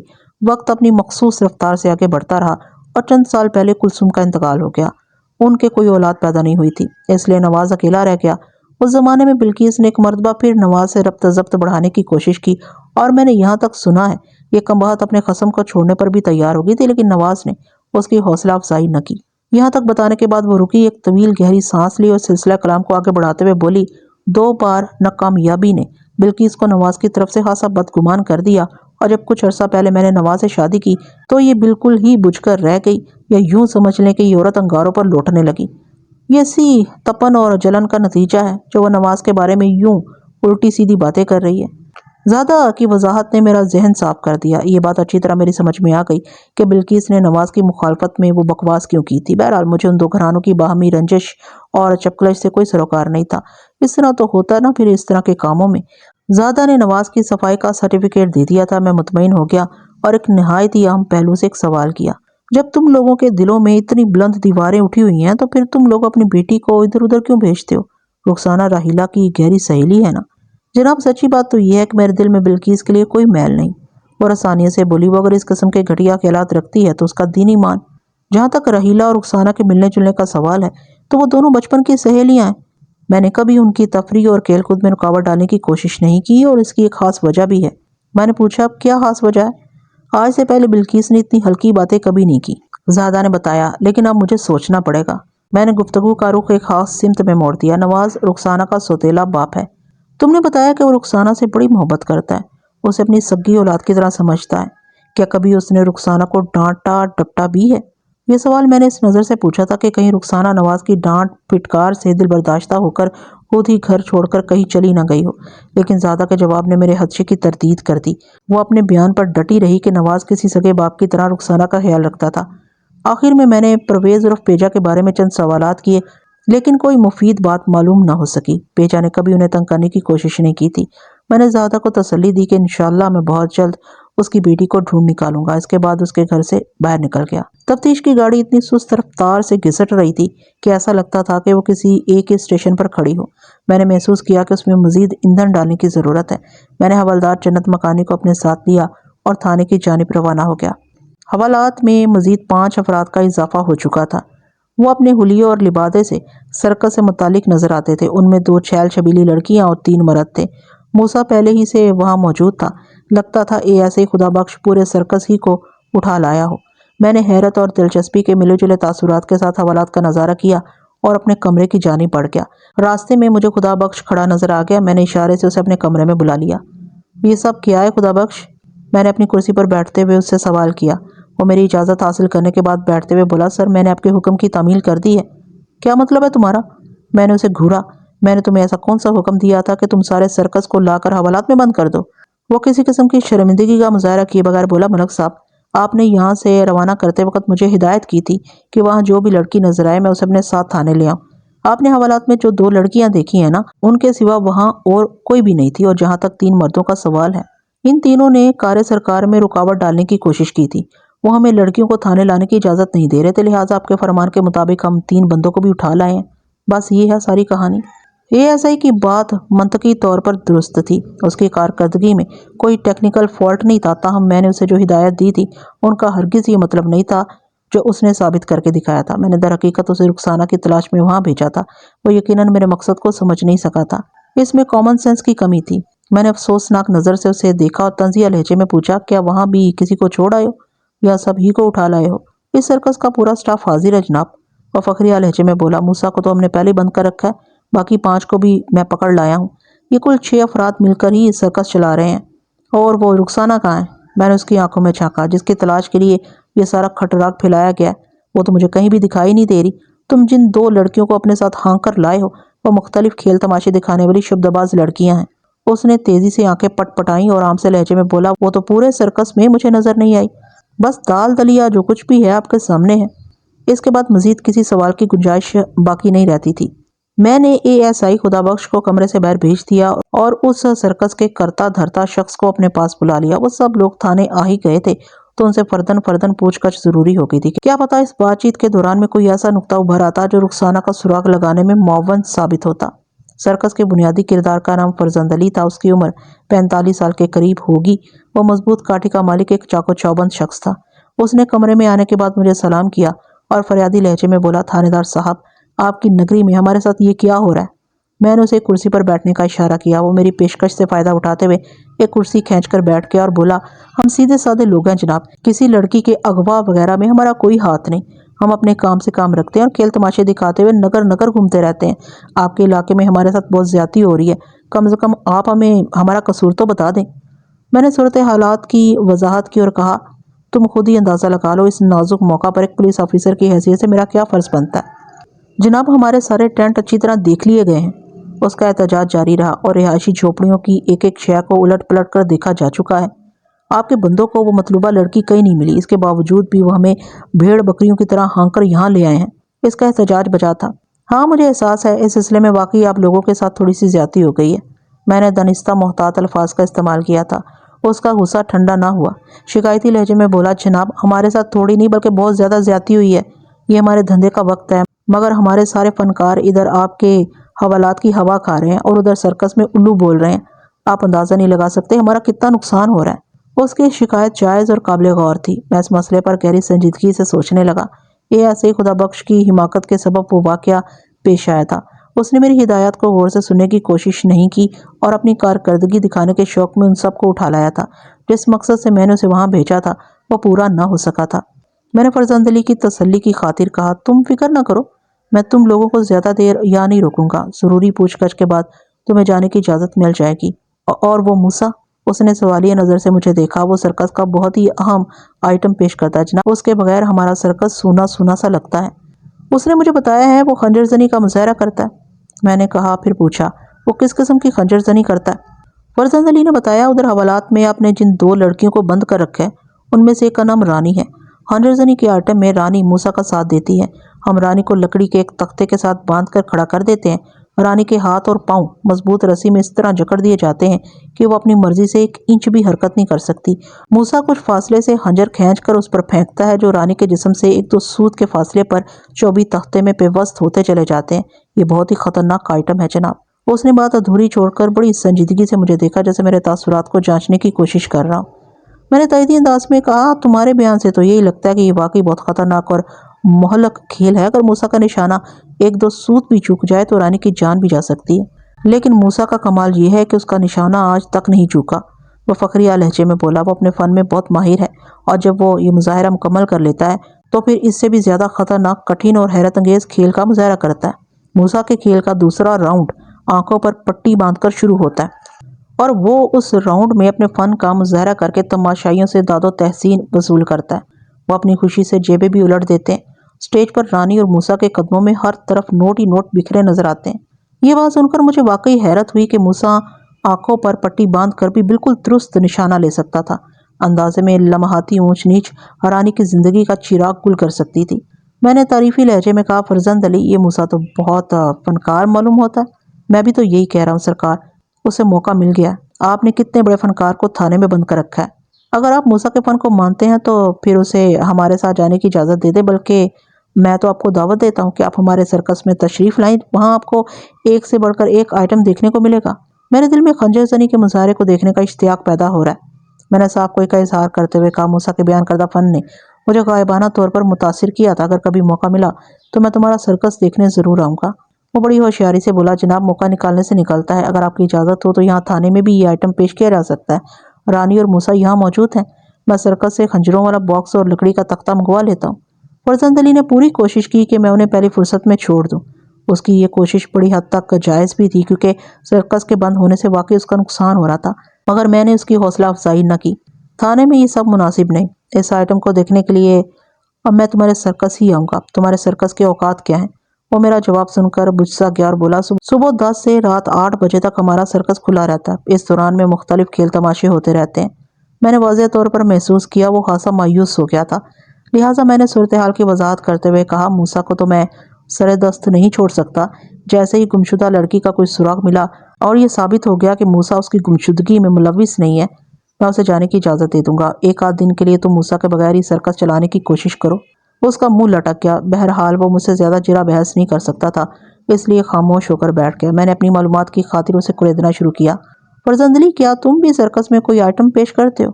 اس نے بتایا جناب میرے ذمہ 2 آئٹمز ہیں، ایک تو میں رانی کے ساتھ کرتا ہوں اور دوسرا موسیٰ کے ساتھ۔ یوں سمجھ لے اگر موسیٰ آپ کے تھانے میں بند رہا تو میرا ایک آئٹم بھی ادھورا رہ جائے گا۔ اس کی تان گھوم پھر کر موسیٰ پر ٹوٹتی تھی۔ میں نے اس کی خواہش کو نظر انداز کرتے ہوئے پوچھا تمہارے سرکس کے باقی فنکار کیا کرتے ہیں؟ لمحاتی توقف نما تامل کے بعد وہ بتانے لگا دوسری لڑکی کا نام نیلم ہے، وہ پنجابی گانوں پر ڈانس کرتی ہے۔ نیلم بڑی بدقسمت لڑکی ہے، اس کا فن کئی فلمی ڈانسر سے اچھا ہے۔ لیکن فلم انڈسٹری والے اسے موقع دینے کو تیار نہیں، حالانکہ اس سلسلے میں میں خود کوشش کر چکا ہوں۔ اگرچہ نیلم کے چلے جانے سے سراسر میرا نقصان ہے۔ بہرحال سرکس دیکھنے کے لیے آنے والے تماشائی نیلم کے ڈانس کو بڑے جوش و خروش سے دیکھتے ہیں۔ کرامت نامی ایک سرکسی موت کے کنویں میں موٹر سائیکل چلاتا ہے۔ فرید احمد جمناسٹک کے کمالات دکھاتا تھا، وغیرہ وغیرہ۔ اس کے بعد فرزند نے اپنے 2 آئٹمز کی تفصیل بھی بتائی۔ میں مختلف زاویوں سے سوال کرتا رہا اور جلدی مجھے اندازہ ہو گیا انہیں چھوڑ دینے میں کوئی قباحت نہیں تھی، لہٰذا میں نے موسیٰ کو روک کر باقی 5 فنکاروں فرزند علی، فرید احمد، کرامت، نیلم اور رانی کو جانے کی اجازت دے دی۔ رخصت کے وقت میں نے فرزند علی پر واضح کر دیا، ایک بات ذہن میں رکھنا فرزند علی، جب تک اس کیس کی تفتیش جاری ہے تم یہاں سے اپنے سرکس کو کسی صورت سمیٹنے کی کوشش نہیں کرو گے۔ اگر تم لوگوں میں سے بحالت مجبوری کسی شخص کو قصبے سے باہر جانے کی ضرورت پیش آئی تو مجھے اطلاع دیے بغیر تم کہیں نہیں جاؤ گے۔ اس نے اس بات میں گردن ہلائی اور خاموشی سے رخصت ہو گیا۔ ان معاملات کو نپٹاتے ہوئے شام ہو گئی۔ ابھی تک میں نے جو تفتیش کی تھی اس کا کوئی مثبت نتیجہ سامنے نہیں آ سکا تھا۔ میں نے کانسٹیبل کو بھیج کر حوالدار جنت مکانی کو اپنے کمرے میں بلا لیا۔ کانسٹیبل نے واپس آ کر مجھے بتایا کہ حوالدار اس وقت تھانے میں نہیں تھا، کسی ضروری کام سے گئے ہیں جناب۔ مجھے بتایا گیا حوالدار صاحب کہہ رہے تھے آپ نے انہیں کوئی اہم ذمہ داری دی ہے، شاید وہ اپنا فرض پورا کرنے گئے ہیں۔ میں سمجھ گیا جنت مکانی پیجا کی طرف گیا ہوگا۔ 29 دسمبر کا دن بڑا سنسنی خیز اور ہنگامہ پرور تھا۔ لگ بھگ 11 بجے ایک شخص چونکا دینے والی اطلاع لے کر تھانے پہنچا۔ میں نے مذکورہ شخص کو فوراً اپنے کمرے میں بلا لیا۔ اس کا نام یعقوب عرف کوبا تھا اور وہ ایک لاش کے بارے میں ہمیں آگاہ کرنے آیا تھا، جیسے اس نے کوئی لاش نہ دیکھی ہو بلکہ آدم خور افریت کی جھلک دیکھ لی ہو۔ میں نے کانسٹیبل سے اس کے لیے پانی منگوایا۔ پانی پینے کے بعد جب اس کے حواس قدرے بجا ہوئے تو میں نے اس لاش کے بارے میں استفسار کیا، وہ لاش کس کی ہے اور تم نے اسے کہاں دیکھا ہے؟ جناب، وہ سراسیمہ لہجے میں بولا، وہ کسی نوجوان لڑکی کی لاش ہے جو ٹیوب ویل کے پچھواڑے گڑھے میں پڑی ہے۔ اس نے بتایا اس بدنصیب کے جسم پر پورا لباس بھی نہیں۔ کسی نوجوان لڑکی کے ذکر پر میرا ذہن آپ و آپ رخسانہ کی طرف چلا گیا۔ میں نے اطلاع لانے والے شخص سے پوچھا تم وہاں ٹیوب ویل کے پچھواڑے کیا کر رہے تھے؟ کوبا نے بتایا جناب میں تو ادھر ہی رہتا ہوں، ٹیوب ویل کا سارا نظام میرے ہاتھ میں ہے۔ کوبا نے ایک ایسی اطلاع فراہم کی تھی کہ میں ایک لمحے کے لیے تھانے میں رک نہیں سکتا تھا۔ میں نے حوالدار کے ساتھ 2-3 کانسٹیبلز کو تیار کیا اور ہم کوبا کی رہنمائی میں چائے وقوع کی جانب روانہ ہو گئے۔ میں نے ممکنہ ضروری تیاری کو نظر انداز نہیں کیا تھا۔ راستے میں نے کوبا کا سرسری انٹرویو بھی کر لیا۔ وہ 30 سال کا ایک غیر شادی شدہ شخص تھا جو مستقلاً ٹیوب ویل پر رہتا تھا۔ وہ دنیا میں بالکل اکیلا تھا، اس کی ملازمت اور رہائش اسی ٹیوب ویل سے وابستہ تھی۔ تھوڑی دیر بعد ہم مذکورہ ٹیوب ویل پر پہنچ گئے۔ کم و بیش 10 مرلے 240 گز کے رقبے پر ایک نیچی 4 دیواری کے اندر 2 کمرے بنے ہوئے تھے، جن میں سے ایک کے اندر ٹیوب ویل کا انجن وغیرہ اور دوسری مشینری فٹ تھی، جبکہ دوسرا کمرہ کوبا کی رہائش کا تھا۔ میں کوبا کے ساتھ اس رہائشی حصے کے قب میں پہنچ گیا۔ ٹیوب ویل والے کمرے کے پیچھے مجھے 2 گڑھے نظر آئے۔ ایک گڑھے میں سے پانی والا موٹا آہنی پائپ نمودار ہو کر کمرے کے اندر جا رہا تھا۔ اس پائپ کا قطر 8-9 انچ سے کم نہیں ہوگا۔ گڑھے سے عمودی حالت میں باہر آنے کے بعد وہ 90 درجے کا زاویہ بناتے ہوئے کمرے کی عقبی دیوار کی سمت مڑ گیا تھا۔ ظاہر ہے وہ پائپ کمرے کے اندر مشین سے منسلک تھا۔ مجھے یہ سمجھنے میں ذرا دقت نہ ہوئی کہ اس گڑھے میں بورنگ کی گئی تھی جہاں سے پائپ کے ذریعے زمینی پانی مشین تک پہنچتا تھا جو انجن کی قوت سے چلتی تھی۔ اس طرح مشین پانی کو زمین سے کھینچ کر آہنی پائپ کے راستے کمرے کے باہر بنے حوض تک پہنچا دیتی، جہاں سے مختلف راستے اختیار کرتے ہوئے وہ پانی کھیتوں کی سیرابی کا فرض ادا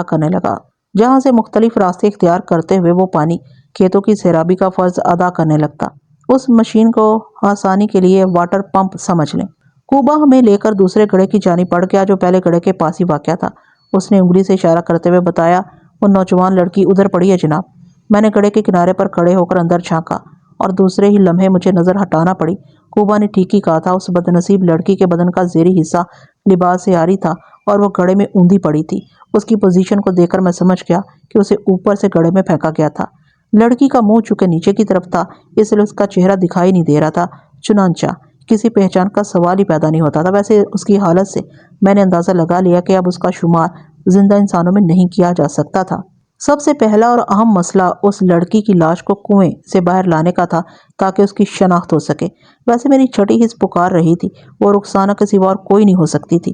میں نے حوالدار سے کہا گڑھے میں اترنے کی تیاری کرو، اس لاش کو فوراً باہر لانا ہے، پتہ نہیں یہ کب سے وہاں پڑی ہے۔ حوالدار میری ہدایت پر ایک تھیلے میں مضبوط رسا اور آہنی کھونٹے بھی ساتھ لایا تھا، لیکن میرے خیال میں وہاں کھونٹوں کی ضرورت نہیں تھی۔ مضبوط رسی کو ٹیوب ویل کے پائپ کے ساتھ باندھ کر اس گڑھے میں اترا جا سکتا تھا۔ گڑھے میں داخل ہونے کا انتظام مکمل ہو چکا، تو میں نے کوبا سے کہا تمہارے پاس کوئی چادر یا کمبل وغیرہ ہے؟ گرم کھیس ہے جی، اس نے بتایا۔ چلو کھیس ہی لے آؤ، میں نے گمبھیر آواز میں کہا اور سویٹر اتار کر اپنی آستینیں چڑھانے لگا۔ حوالدار آگے بڑھتے ہوئے بولا، ملک صاحب کہ آپ گڑھے میں اترنا چاہتے ہیں؟ ارادہ تو یہی ہے جنت مکانی۔ جناب آپ باہر ہی رکے، میں اندر اترتا ہوں۔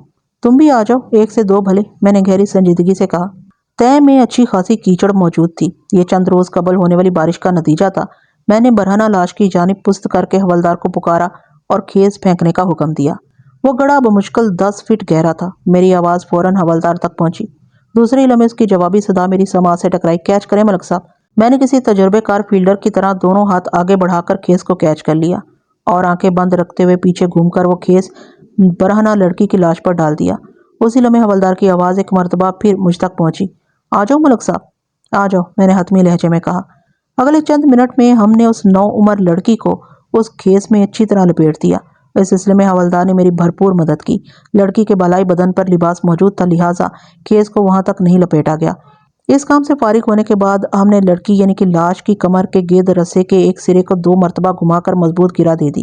اب اگر اس رسے کو اوپر سے کھینچا جاتا تو وہ لاش گڑھے سے باہر آ جاتی۔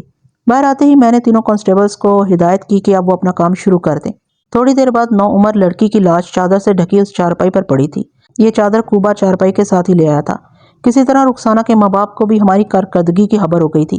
وہ دوڑتے بھاگتے وہاں پہنچ گئے۔ پھر جب میں نے شناخت کی خاطر لاش کے چہرے سے چادر ہٹائی تو نواز گلوگیر آواز میں چیخا، ہائی یہ تو ہماری رخسانہ ہی ہے، پتہ نہیں کس ظالم نے اس کی جان لے لی۔ زیادہ بھی نواز کے قریب ہی کھڑی تھی۔ رخسانہ کا چہرہ اس کی نگاہ میں بھی آ گیا۔ وہ رخسانہ کی سگی ماں تھی۔ بیٹی کی لاش دیکھ کر وہ وحشت زدہ ہو گئی۔ دیکھتے ہی دیکھتے اس کی حالت ایسی ہو گئی کہ سنبھالنا مشکل نظر آ رہا تھا۔ اس صورتحال میں موقع کی کارروائی ممکن نہیں تھی۔ میں نے حوالدار سے کہا، تم ان دونوں کو اندر کمرے میں لے جاؤ، میرے پاس صرف ایک کانسٹیبل کو چھوڑ دو۔ وہ اس بات میں سر ہلاتے ہوئے ایک طرف نکل گیا۔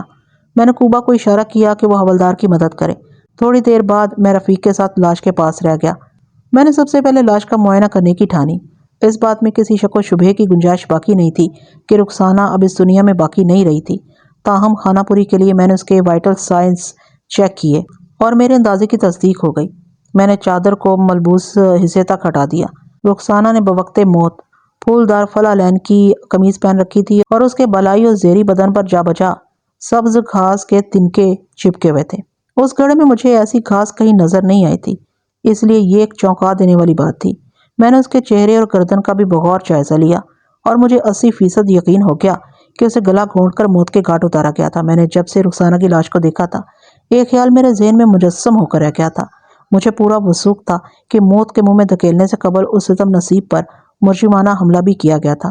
میں نے ضروری کارروائی کے بعد لاش کو پوسٹ مارٹم کے لیے ڈسٹرکٹ اسپتال بھجوا دیا اور جائے وقوع کا نقشہ تیار کرنے لگا۔ اسی اثناء میں حوالدار جنت مکانی بھی میرے پاس آ گیا۔ ہم دونوں نے مل کر وقوع کے چاروں جانب پھیلی ہوئی زمین کا تنقیدی اور تفصیلی جائزہ لیا، مگر کہیں بھی ایسے آثار نظر نہ آئے جن سے پتہ چلتا کہ لاش کو کس جانب سے گھسیٹ کر اس طرف لایا گیا تھا۔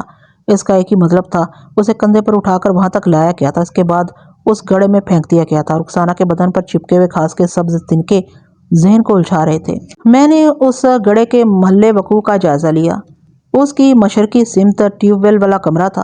مغربی جانب تھوڑے فاصلے سے وہ میدان شروع ہوتا تھا جس میں ان دنوں سرکس لگا ہوا تھا۔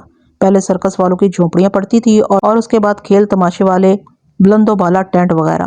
شمال میں دور دور تک کھیتوں کا سلسلہ پھیلا ہوا تھا اور جنوب ایک خاص زاویے سے قصبے کے ساتھ جڑا ہوا تھا، یا یوں کہہ لیں کہ قصبہ جنوب میں وہاں تک پھیلا ہوا تھا۔ اس محل وقوع نے میرے ذہن میں ایک خاکہ سا بنا دیا۔ زیادہ امکان اس بات کا تھا کہ گڑھے میں لاش پھینکنے والا یا تو میدان کی طرف سے آیا تھا یا پھر ٹیوب ویل کی طرف سے۔ ایک تیسرا مگر کمزور امکان یہ بھی تھا کہ وہ قصبے کی سمت سے سفر کر کے وہاں پہنچا ہو۔ اس صورت میں لاش اٹھا کر لانے والوں کو خاصا فاصلہ طے کرنا پڑا ہوگا اور اس نے مشکل بھی اٹھائی ہوگی۔ میں نے پہلی 2 صورتوں کی روشنی میں سوچنا شروع کیا تو 2 نام میرے ذہن میں چمکنے لگے، نمبر 1 موسیٰ، نمبر 2 کوبا۔ میں نے تھوڑی دیر میں دیگر کارروائی کو بھی مکمل کر لیا اور رخسانہ کے ماں باپ کو گھر روانہ کر دیا۔ وہ دونوں جانے کو تیار تو نہیں تھے، تاہم میرے سمجھانے بجھانے پر آمادہ ہو گئے۔ اس جگہ ان کے لیے کچھ بھی باقی نہیں بچا تھا۔ ان کی بیٹی کی لاش پوسٹ مارٹم کے لیے اسپتال بھیجی جا چکی تھی۔ 2 کانسٹیبلز لاش کے ساتھ گئے تھے۔ میں نے رفیق اور حوالدار کو ساتھ لیا اور کوبا سے پوچھ تاچھ کرنے لگا۔ وہ شک کے جملہ پیمانے پر پورا اترتا تھا، لہٰذا اسے نظر انداز کرنا ممکن نہیں تھا۔ خوف کے مارے اس کا برا حال تھا۔ لڑکی کی لاش ادھر کس نے پھینکی ہے؟ سرکار مجھے کچھ پتا نہیں، میں تو ادھر چیک کرنے گیا تھا اور دوسرے گڑھے میں وہ مجھے نظر آ گئی۔ میں نے چونک کر اسے دیکھا۔ تم کیا چیک کرنے گئے تھے؟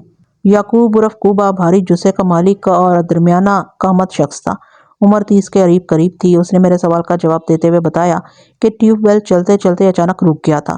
اس نے انجن اور مشین وغیرہ کا جائزہ لیا تو وہ ٹھیک تھے، پھر اسے خیال آیا کہ کہیں باہر کوئی خرابی نہ ہو گئی ہو۔ وہ اس گڑھے میں جھانکنے گیا جہاں سے ٹیوب ویل کا پائپ نکل کر اندرونی کمرے میں جا رہا تھا۔ اسی وقت اس نے برابر والے گڑھے میں رخسانہ کی لاش دیکھی تھی۔ اس نے میرے پوچھنے پر مزید بتایا کہ پہلے ٹیوب ویل لاش والے گڑھے میں ہوا کرتا تھا، بورنگ کی کسی ٹیکنیکل خرابی کے سبب اسے دوسرے گڑھے میں منتقل کیا گیا، یعنی ایک مرتبہ پھر نئے سرے سے بورنگ کی گئی تھی اور اس کے بعد سے پہلے والا گڑھا یوں ہی کھلا پڑا تھا۔ میں نے کوبا کی آنکھوں میں آنکھیں ڈال کر خطرناک لہجے میں کہا، لگتا ہے تم مجھے شرافت سے کچھ نہیں بتاؤ گے، تمہیں اپنے ساتھ تھانے لے جانا پڑے گا۔ تھانے دار صاحب، میں اللہ کی قسم کھا کر کہتا ہوں، میں نے کسی کو گڑھے میں لاش پھینکتے نہیں دیکھا۔ وہ گڑ گڑایا، اگر ایسی بات ہوتی تو میں فوراً آپ کو اطلاع دیتا۔ اطلاع تو تم نے مجھے دی ہے۔ میں نے ایک لفظ پر زور دیتے ہوئے کہا، ہو سکتا ہے یہ اطلاع فوراً ہی ہو۔ کوبا پر شک کرنے کی ایک وجہ یہ بھی تھی کہ وہ تجرد کی زندگی گزار رہا تھا اور رخسانہ کی حالت سے مجھے اندازہ ہوا تھا کہ اس پر مجرمانہ حملہ بھی ہوا تھا۔ آپ خواہ مجھ پر شک کر رہے ہیں سرکار، وہ گگیایا۔ یقین کریں میں نہیں جانتا کہ کس نے اور کب وہ لاش ادھر پھینکی ہے۔ اس کا مطلب ہے رخسانہ کی لاش تم نے ہی گڑھے میں ڈالی ہے، میں نے سنسناتے ہوئے لہجے میں کہا۔ اس کا رنگ فک ہو گیا، وہ دیدے پھاڑ کر حیرت سے مجھے دیکھنے لگا۔ میں مسلسل اس کی آنکھوں میں گھور رہا تھا۔ وہ لرزیدہ آواز میں کھویا ہوا، تو آپ مجھ پر قتل کا شک کر رہے ہیں؟ میں ایسا کیوں نہیں کر سکتا؟ میں نے غصیلے لہجے میں کہا، کیا یہ کام تمہارے لیے بہت مشکل ہے؟ اس کی حالت مردوں جیسی ہو گئی۔ پھر اچانک وہ میرے قدموں میں گر کے اوزاروں کی طرح روتے ہوئے کہنے لگا، تھانے دار صاحب خدا کے لیے مجھے معاف کر دے، میں نے کوئی قصور نہیں کیا، اس لڑکی کے قتل میں میرا کوئی قصور نہیں۔ اب یقین کریں میں اس بارے میں کچھ بھی نہیں جانتا۔ سب کچھ جان جاؤ گے بچو، حوالدار نے پنکار سے مشابہ آواز میں کہا۔ پھر اس کی پسلیوں پر ایک ٹھڈا رسید کرنے کے بعد مجھ سے کہنے لگا، ملک صاحب اسے تھانے لے چلتے ہیں، اس کا تو باپ بھی بتائے گا لڑکی کے ساتھ اس نے کیا کیا ہے۔ کوبا کے رونے میں شدت آ گئی۔ میں نے اسے دبکا مارا، اوئے یہ کیا تم عورتوں کی طرح ٹسبے بہا رہے ہو؟ اٹھ کر سیدھے بیٹھو ورنہ میں مار مار کر ادھر ہی تمہارا حشر حراب کر دوں گا۔ میری دھمکی کا اس پر خاطر خواہ اثر ہوا اور وہ اٹھ کر بیٹھ گیا۔ پھر آنسو پونچھتے ہوئے بولا، سرکار پتہ نہیں وہ کون سی بری گھڑی تھی جب میں نے رخسانہ کی لاش دیکھ لی اور آپ کو بتانے تھانے پہنچ گیا۔ اس نیکی کا صلہ مجھے یہ ملا کہ آپ مجھے ہی قاتل سمجھ رہے ہیں۔ کوبا، مصیبت کی گھڑی بینڈ باجے سے نہیں آتی، وہ خاموشی ہی سے نازل ہوتی ہے جیسے رخسانہ پر نازل ہوئی۔ اس معصوم لڑکی کو پہلے سے کہاں معلوم تھا کہ اس کے ساتھ کیا ہونے والا ہے؟ جی یہ تو آپ بالکل درست کہہ رہے ہیں۔ وہ سہمی ہوئی نظر سے مجھے تکنے لگا۔ میں نے کہا، میں تو درست ہی کہتا ہوں، تم بھی تو زبان کھولو ورنہ مجھے مجبوراً تمہیں اپنے ساتھ تھانے لے جانا پڑے گا۔ تم جانتے ہو وہاں جا کر تو بڑے بڑے سچ بولنے پر مجبور ہو جاتے ہیں۔ وہ ایک مرتبہ پھر منت سماجت کرنے لگا اور فریادی لہجے میں مجھے یقین دلانے کی کوشش کرنے لگا کہ رخسانہ کے قتل سے اس کا کوئی تعلق نہیں اور نہ ہی اس واقعے کے ذمہ دار کو وہ جانتا ہے۔ میں نے ایک فوری خیال کے تحت پوچھا، کوبا تم نے ابھی تک شادی کیوں نہیں کی حالانکہ تمہاری عمر تو اچھی خاصی ہو چکی ہے؟ وہ مایوسی سے بولا، جناب اس میں میرا کوئی قصور نہیں، میں تو چاہتا ہوں آج ہی میری شادی ہو جائے، لیکن کوئی بھی مجھے اپنی لڑکی دینے کو تیار نہیں۔ میں نے اسے گھورا، کیا تمہاری شہرت اچھی نہیں ہے؟ ایسی کوئی بات نہیں سرکار، وہ خجل سا ہو کر بولا، میں تو بہت ہی شریف اور سیدھا سادہ بندہ ہوں، پھر کوئی تمہارا دوسرا مسئلہ ہوگا؟ تھانے دار صاحب اصل بات یہ ہے کہ میں اس دنیا میں اکیلا ہوں، شاید اس لیے بھی اب تک میری شادی نہیں ہو سکی۔ اوئے بے وقوف، ایسے لوگوں کی شادی تو بہت آسانی سے ہو جاتی ہے جن کے آگے پیچھے کوئی نہیں ہوتا۔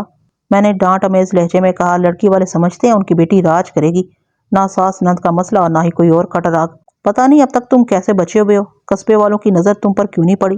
وہ حیرت سے منہ کھول کر میری بات سنتا رہا، پھر گردن جھٹکتے ہوئے مایوسی سے بولا، بس جی اپنی تو قسمت ہی خراب ہے، قسمت کو دوش نہ دو احمق انسان۔ میں نے اسے لتاڑا، انسان اپنی کوشش سے بہت کچھ کر سکتا ہے، تم شادی کے معاملے میں سنجیدہ ہی نہیں ہو۔ حوالدار جنت مکانی نے طنزیہ لہجے میں کہا، ملک صاحب اس بچے کو سنجیدہ کرنے کے لیے تھانے لے جانا پڑے گا ورنہ یہ اسی طرح نو عمر لڑکیوں کو میلی نظر سے دیکھتا رہے گا۔ وہ حوالدار کا اشارہ سمجھ گیا اور تھر تھر کانپتے ہوئے بولا، مجھ پر رحم کرے سرکار، میں آپ کو کیسے یقین دلاؤں کہ رخسانہ والے معاملے میں میرا کوئی ہاتھ نہیں۔ وہ بار بار ایک ہی بات کر رہا تھا اور اس پر زور بھی دے رہا تھا۔ میں نے حوالدار سے کہا، باقی کی پوچھ گچھ تم کرو، میں ذرا اس کے ڈیرے کا معائنہ کرتا ہوں۔ پھر میں نے کانسٹیبل رفیق کو اپنے ساتھ آنے کا اشارہ کر دیا۔ کوبا کے رہائشی کمرے کا میں اچھی طرح جائزہ لے چکا تھا، تفصیلی تلاشی باقی تھی۔ کانسٹیبل نے پوچھا، ملک صاحب لگتا ہے آپ کو کسی خاص شے کی تلاش ہے؟ میں نے اس بات میں سر ہلانے پہ اکتفا کیا اور اس کمرے کے باہر دروازے کے قریب رکھے میلے کپڑوں کو دیکھنے لگا۔ کمرے میں داخل ہوتے وقت ان پر میری نظر پڑی تھی۔ وہ پوچھے والے کپڑے تھے جن پر جا بجا تیل اور گریس کے نشانات نظر آ رہے تھے۔ ان میں سے کوئی بھی سرخ رنگ کا نہیں تھا۔ मैं चार दीवारी के अंदर इधर उधर घूम फिर कर चौकन्ना नजरों से हर शय का जायजा लेने लगा। मकतूल रुखसाना के जिस्म पर लिबास नामी सिर्फ एक कमीज पाई गई थी। उसका ज़ेरी बदन लिबास से आरी था। वो कमीज सुर्ख फूलदार फलालैन की थी। ज़्यादा की ज़ुबानी मुझे पता चला था कि 27 दिसंबर को रुखसाना ने फलालैन का फूलदार शलवार कमीज पहन रखा था। दरअसल मुझे मकतूल के लिबास के हिस्से की तलाश थी जो उसके वजूद पर नहीं पाया गया था। मैं थोड़ी देर के बाद वापस उस कमरे में आ गया जहाँ हवलदार कूबा से तफ्तीश कर रहा था। मुझ पर नजर पड़ते ही हवलदार ने कहा, मलक साहब, ये बंदा बड़ा पूरा है, इसकी जुबान खुलवाने के लिए थाने ले जाना जरूरी है। बंदा पूरा होने से इसकी मुराद ये थी कि कूबा कुछ बताने पर तैयार नहीं था। इसका वाज़ेह मतलब यही था कि या तो वो बहुत मजबूत था और तशद्दुद के बगैर उसकी जुबान रवानी हो सकती थी, और या फिर वाकई वो रुखसाना मर्डर केस में किसी तौर मुलविस नहीं था, यानी वो बेखबर और बेगुनाह था। मैंने हवलदार को मुखातिब करते हुए कहा, जन्नत मकानी, तुम्हारा फतवा अपनी जगह बहुत अहम है, तुम इसे गिरफ्तार कर लो, ये हमारे साथ थाने जाएगा। वो इल्तिजा इस लहजे में बोला, जनाब एक बार मुझे खान साहब से मिलवा दें, वो आपको बताएंगे कि मैं इस किस्म का बंदा नहीं हूँ। ये खान साहब कौन है भाई? मैंने कड़े तेवरों से उसे घूरा। वो थूक निकलते हुए बोला, खान साहब मेरे मालिक हैं, यानी इन ज़मीनों के मालिक हैं जिन्हें मैं ट्यूबवेल के पानी से सैराब करता हूँ। ये डेरा और ट्यूबवेल भी उन्हीं का है। नाम क्या तुम्हारे खान साहब का? मैंने पूछा। सलीमुल्लाह खान, उसने बताया। जब हम थाने पहुंचे तो जोहर की अजान हो रही थी। ट्यूबवेल वाले गड्ढे में उतरने के सबब मेरी वर्दी आलूदा हो गई थी। मुझसे मिलता जुलता हाल हवलदार का भी था। मैंने अच्छी तरह गुसल करके धुला हुआ यूनिफॉर्म जेब तन कर लिया और खाने वगैरह से फारिग होने के बाद अपने कमरे में आ बैठा। थोड़ी देर बाद हवलदार भी मेरे पास आ गया। वो भी लिबास तब्दील करके आया था। उसके बदन पर उजली वर्दी नजर आ रही थी। ज़ाहिर है इससे पहले वो नहाया भी होगा। मैंने हवलदार के चेहरे पर दबा दबा जोश देखा तो पूछे बिना ना रह सका, जन्नत मकानी, कोई खास बात? बात तो है, वो इसरारी लहजे में बोला। आप ये पता नहीं कि खास है या आम, अभी पता चला लेते हैं। मैंने कहा, तुम बात बताओ। उसने कुछ बोलने की बजाय अपनी जेब में हाथ घुमाया और वहां से एक अंगूठी निकालकर मेरे सामने मेज पर रख दी। मैंने सवालिया नजर से उसकी तरफ देखते हुए वो अंगूठी उठा ली और हाथ में लेकर उसका बगौर जायजा लेने लगा। वो चांदी की अंगूठी थी जिसमें जर्द अकीक जड़ा हुआ था। वो अकीक बहुत उम्दा किस्म का था और किसी भी तौर 10 कैरात से कम वजन का नहीं था। अंगूठी का साइज खासा बड़ा था। वो किसी ऐसे बड़े हाथ पांव के मालिक शख्स की अंगूठी थी जिसकी उंगलियां भी मोटी ताजी हों। मैंने हवलदार की तरफ देखते हुए सरसरी अंदाज में कहा, बहुत खूबसूरत अंगूठी है। वो तो है, अब आप ही बताएं, ये खास है या आम? तुम कहना क्या चाहते हो? उसने वजाहत करते हुए बताया, ये अंगूठी मुझे उधर ट्यूबवेल वाले गड्ढे के करीब से मिली है जहाँ से खेतों का सिलसिला शुरू होता है। मैं एक झटके से सीधा होकर बैठकर जल्दी से पूछा, ये बात तुमने मुझे पहले क्यों नहीं बताई? वो दरअसल मुझे याद नहीं रहा था, वो निदामत अमेज़ लहजे में बोला। फिर बताने लगा कि जब रुखसाना की लाश को गड्ढे से निकाल लिया गया तो मैं और वो जाए वारदात के महल्लो वकू का जायजा लेने निकले थे। हमने मुख्तलिफ सिमतों में उस काम का आगाज किया था और उसी वक्त ये अंगूठी हवलदार को खेतों के अंदर पड़ी मिली थी। उसने अंगूठी को उठाकर जेब में डाल लिया, मगर बाद में मुझसे जिक्र करना भूल गया। फिर जब वो नहा धोकर लिबास तब्दील कर चुका और आलूदा लिबास की जेबों में मौजूद अशिया को धुले हुए लिबास में मुंतकिल करने लगा तो वो अंगूठी भी सामने आ गई। चुनांचा वो फिलफौर उस अंगूठी के साथ मेरे पास पहुंच गया। तुम्हारे ख्याल में ये अंगूठी किसी भी तरह रुखसाना मर्डर केस में हमारे लिए मावन साबित हो सकती है? क्यों नहीं जनाब, वो मेरी सोच और अंदाज की तर्जुमानी करते हुए बोला। अगर हम ये मालूम करने में कामयाब हो जाए कि ये अंगूठी किस शख्स की मलकियत है तो फिर पता चलाया जा सकता है उस शख्स की ये अंगूठी ट्यूबवेल के नज़दीक खेतों में पड़ी क्या कर रही थी। अगर उसके हाथ से गिर गई थी तो उसे बताना होगा कि उन लम्हात में वो खेत के अंदर क्या कर रहा था। मलक साहब, ऐन मुमकिन है ये कातिल की अंगूठी हो और रुखसाना की लाश को ठिकाने लगाते वक्त उसकी उंगली से निकल गई हो। मैंने दो टोक लहजे में कहा, ये ऐन मुमकिन ही नहीं बल्कि गैर मुमकिन भी हो सकता है। इन खतूत पर तफ्तीश करके हम कातिल तक पहुंच सकते हैं। वो बोला, 2 अफराद इस वक्त हमारी हिरासत में है, तफ्तीश का आगाज उन्हीं से किया जाए तो ज़्यादा मुनासिब रहेगा। मैंने हवलदार के ख्याल की तायीद की और पहले मूसा को अपने कमरे में बुला लिया। थोड़ी देर बाद वो मेरे सामने खड़ा था। कमरे में हम दोनों के अलावा हवलदार जन्नत मकानी भी मौजूद था। मूसा ने आते ही मुझसे पूछा, थानेदार साहब, अगर आपकी तफ्तीश मुकम्मल हो गई हो तो मुझे जाने की इजाज़त दे दें। मैंने बगौर उसके हाथों को घूरते हुए संगीन लहजे में कहा, तफ्तीश तो उस वक्त मुकम्मल होगी जब मेरे हाथ कातिल की गर्दन का मसाज कर रहे होंगे। तुम समझो अभी तो तफ्तीश का आगाज हुआ है। वो मेरे मुसलसल घूरने से नर्वस हो गया और झुंझलाए हुए लहजे में बोला, पता नहीं आप किस किस्म की तफ्तीश कर रहे हैं, मुझ बेगुनाह को नाहक थाने में बंद कर रखा है। इतनी देर में मैं हतमी अंदाजा लगा लिया कि वो अंगूठी बहरहाल मूसा की नहीं थी। अपने साइज के एतबार से वो मूसा की उंगलियों में एक लम्हे के लिए भी नहीं ठहर सकती थी। ताहम मैंने उससे 2-4 सवालात जरूरी समझे और पूछा, तुम्हारे दोनों हाथ खाली क्यों नजर आ रहे हैं मूसा? उसने अपने दोनों हाथों को आंखों के सामने फैलाकर हैरत और ताज्जुब से उनका जायजा लिया। फिर मेरी तरफ देखते हुए बोला, मेरे हाथों में इस वक्त क्या होना चाहिए था? उसके लहजे से हद दर्जा परेशानी झलकती थी। मैंने उसकी आंखों में दूर तक झांकते हुए कहा, तुम्हारी उंगली में एक खूबसूरत अंगूठी हुआ करती थी, वो कहाँ गई? अंगूठी? اس نے چونک کر ایک مرتبہ پھر اپنے ہاتھوں کو دیکھا اور ٹھوس لہجے میں بولا، جناب میں نے کبھی انگوٹھی نہیں پہنی، ہو سکتا ہے تمہیں یاد نہ آ رہی ہو۔ ایسا نہیں ہو سکتا تھانے دار صاحب، اس کے جواب میں احتجاج کی آمیزش تھی۔ میں نے حملہ جاری رکھا، تم نے وہ انگوٹھی کہیں گرا دی ہو اور اب یاد کرنے پر بھی یاد نہ رہی ہو، اس لیے تم اس کے وجود سے انکار کر کے اپنی جان بچانے کی کوشش کر رہے ہو۔ نہیں جناب، اگر آپ اسی قسم کی جرا کرتے رہے تو میرا دماغ پھٹ جائے گا اور پھر اس پھٹے ہوئے دماغ میں سے اس انگوٹھی کے بارے میں معلومات کا خزانہ برآمد ہوگا۔ میں نے بدستور اس کی آنکھوں میں دیکھتے ہوئے چڑھائی جاری رکھی۔ وہ روحان سا ہو گیا۔ تھانے دار صاحب، خدا کے واسطے میری حالت پر رحم کھائے، میں کس طرح آپ کو یقین دلاؤں کہ میرا کسی انگوٹھی سے کوئی واسطہ ہے اور نہ ہی کسی لڑکی کے اغوا میں کوئی ہاتھ۔ اب مجھے جانے دیں، میں آپ کا یہ احسان زندگی بھر یاد رکھوں گا۔ موسیٰ یہ بات نہیں جانتا تھا کہ جس لڑکی کے اغوا کے سلسلے میں نے اسے تھانے میں بند کر رکھا تھا، اس کی لاش برآمد کر لی گئی تھی۔ میں نے صورتحال اس پر واضح کی تو وہ وحشت زدہ نظر سے مجھے دیکھتے ہوئے بولا، تو اب آپ اس کے قتل کا الزام بھی مجھ غریب پر لگائیں گے؟ اس کے بارے میں سوچنا پڑے گا۔ میں نے گول مول جواب دیا، اگر تم اب بھی سچ بتا دو گے تو تمہاری رعایت کے بارے میں غور کیا جا سکتا ہے، ورنہ تم تو گئے کام سے۔ میرے دھمکی آمیز انداز نے اسے بے پناہ خوفزدہ کر دیا۔ وہ سراسیمہ نظر سے مجھے تکنے لگا۔ میں نے اس موقع پر ایک نفسیاتی چال چلی اور اضافہ کرتے ہوئے کہا، میں تمہیں آج شام تک کی مہلت دے رہا ہوں۔ اگر تم نے مجھے حقیقت سے آگاہ کر دیا تو یہ تمہارے حق میں بہتر ہوگا، ورنہ میں تو تھانے دار ہوں اور تم اس وقت تھانے میں بند ہو۔ خود ہی اندازہ لگا لو کہ تمہارا حشر کیا ہو سکتا ہے۔ اس کے بعد میں نے موسیٰ کو حوالات میں بھیج کر کوبا کو اپنے پاس بلا لیا۔ کوبا حوالات میں آنے کے بعد مزید پریشان ہو گیا تھا۔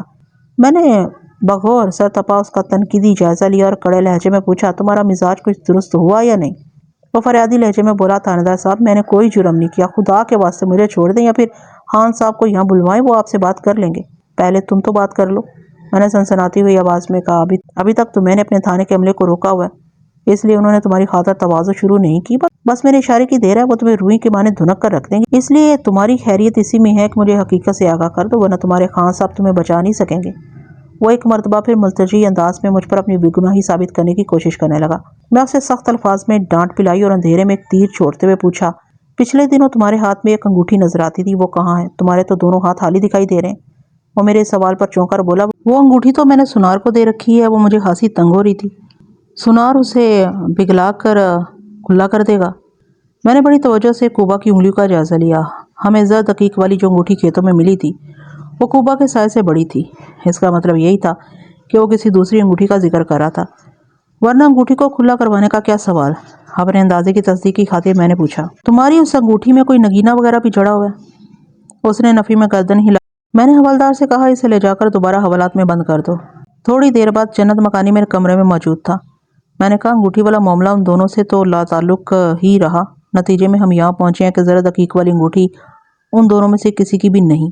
ہاں، لگ تو یہی رہا ہے، حوالدار بجھے ہوئے لہجے میں بولا۔ یہ بھی تو ہو سکتا ہے قاتل کا اس انگوٹھی سے کوئی ناتا نہ ہو، یہ انگوٹھی کسی انتہائی غیر متعلق شخص کی ہو۔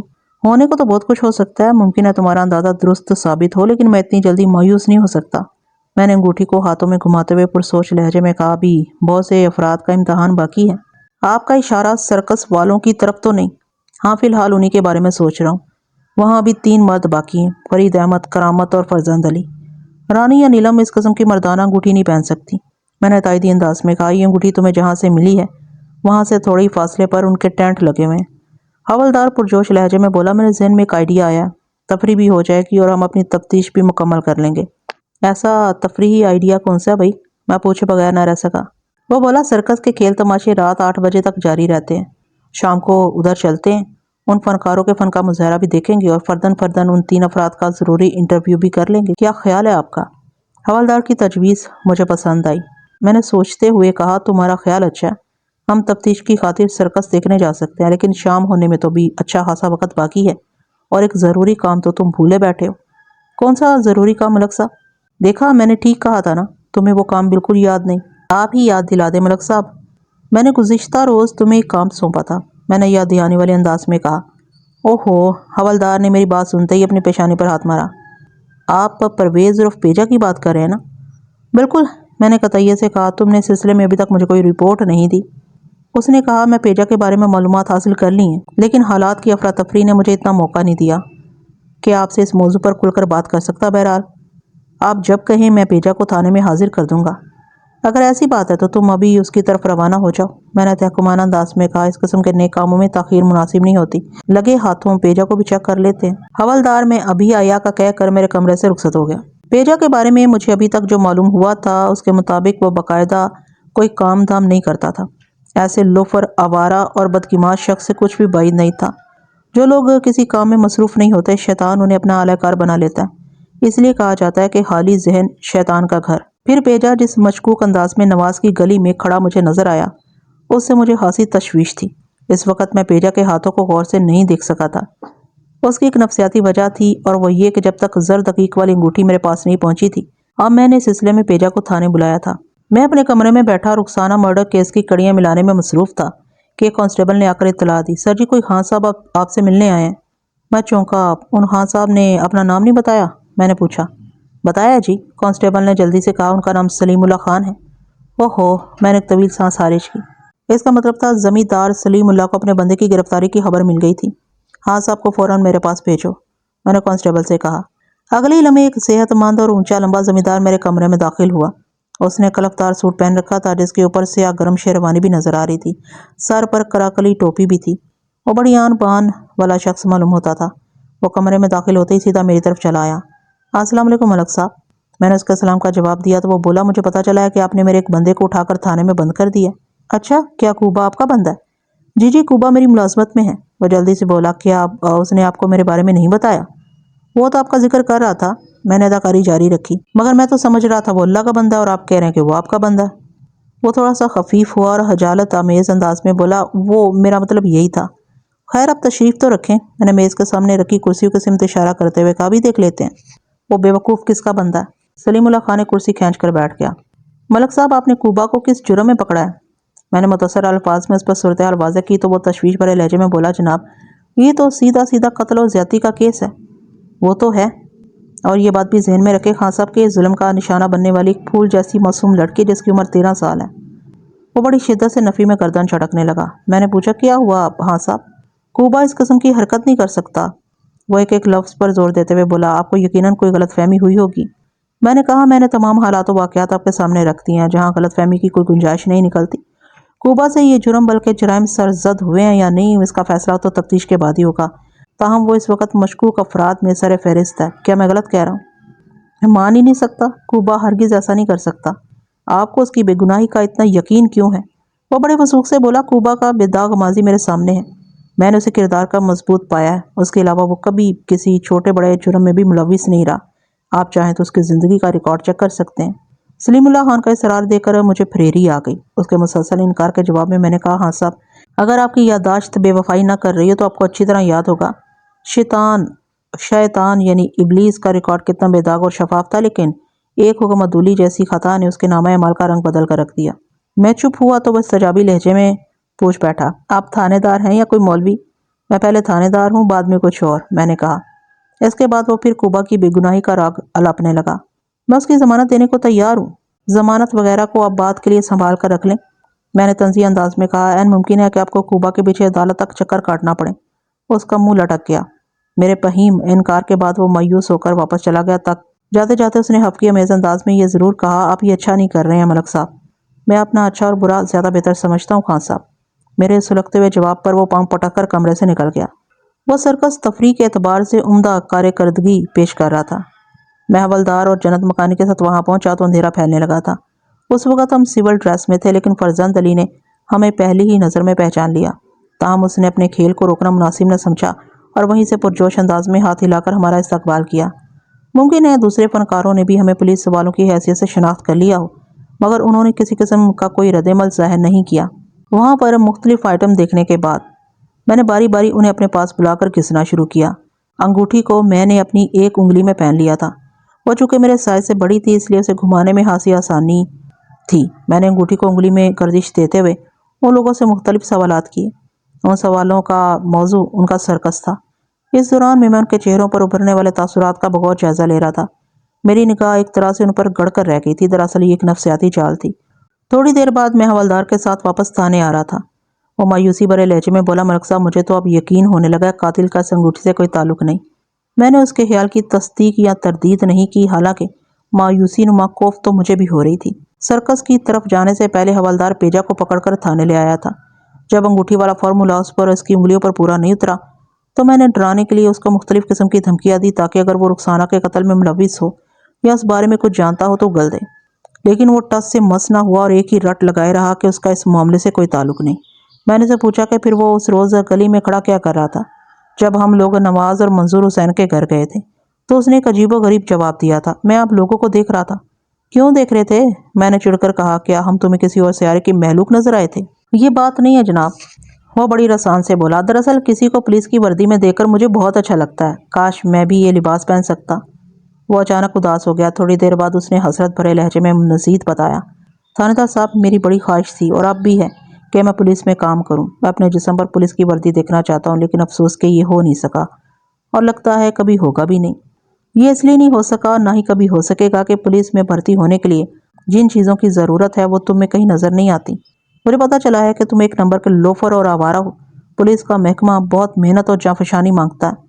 وہ ٹھنڈی آہ بھرتے ہوئے بولا، بس یہ اپنی اپنی قسمت کی بات ہے۔ پیجا کے اس جملے میں بڑی سادگی تھی۔ میں نے اسے تھانے سے جانے کی اجازت دے دی۔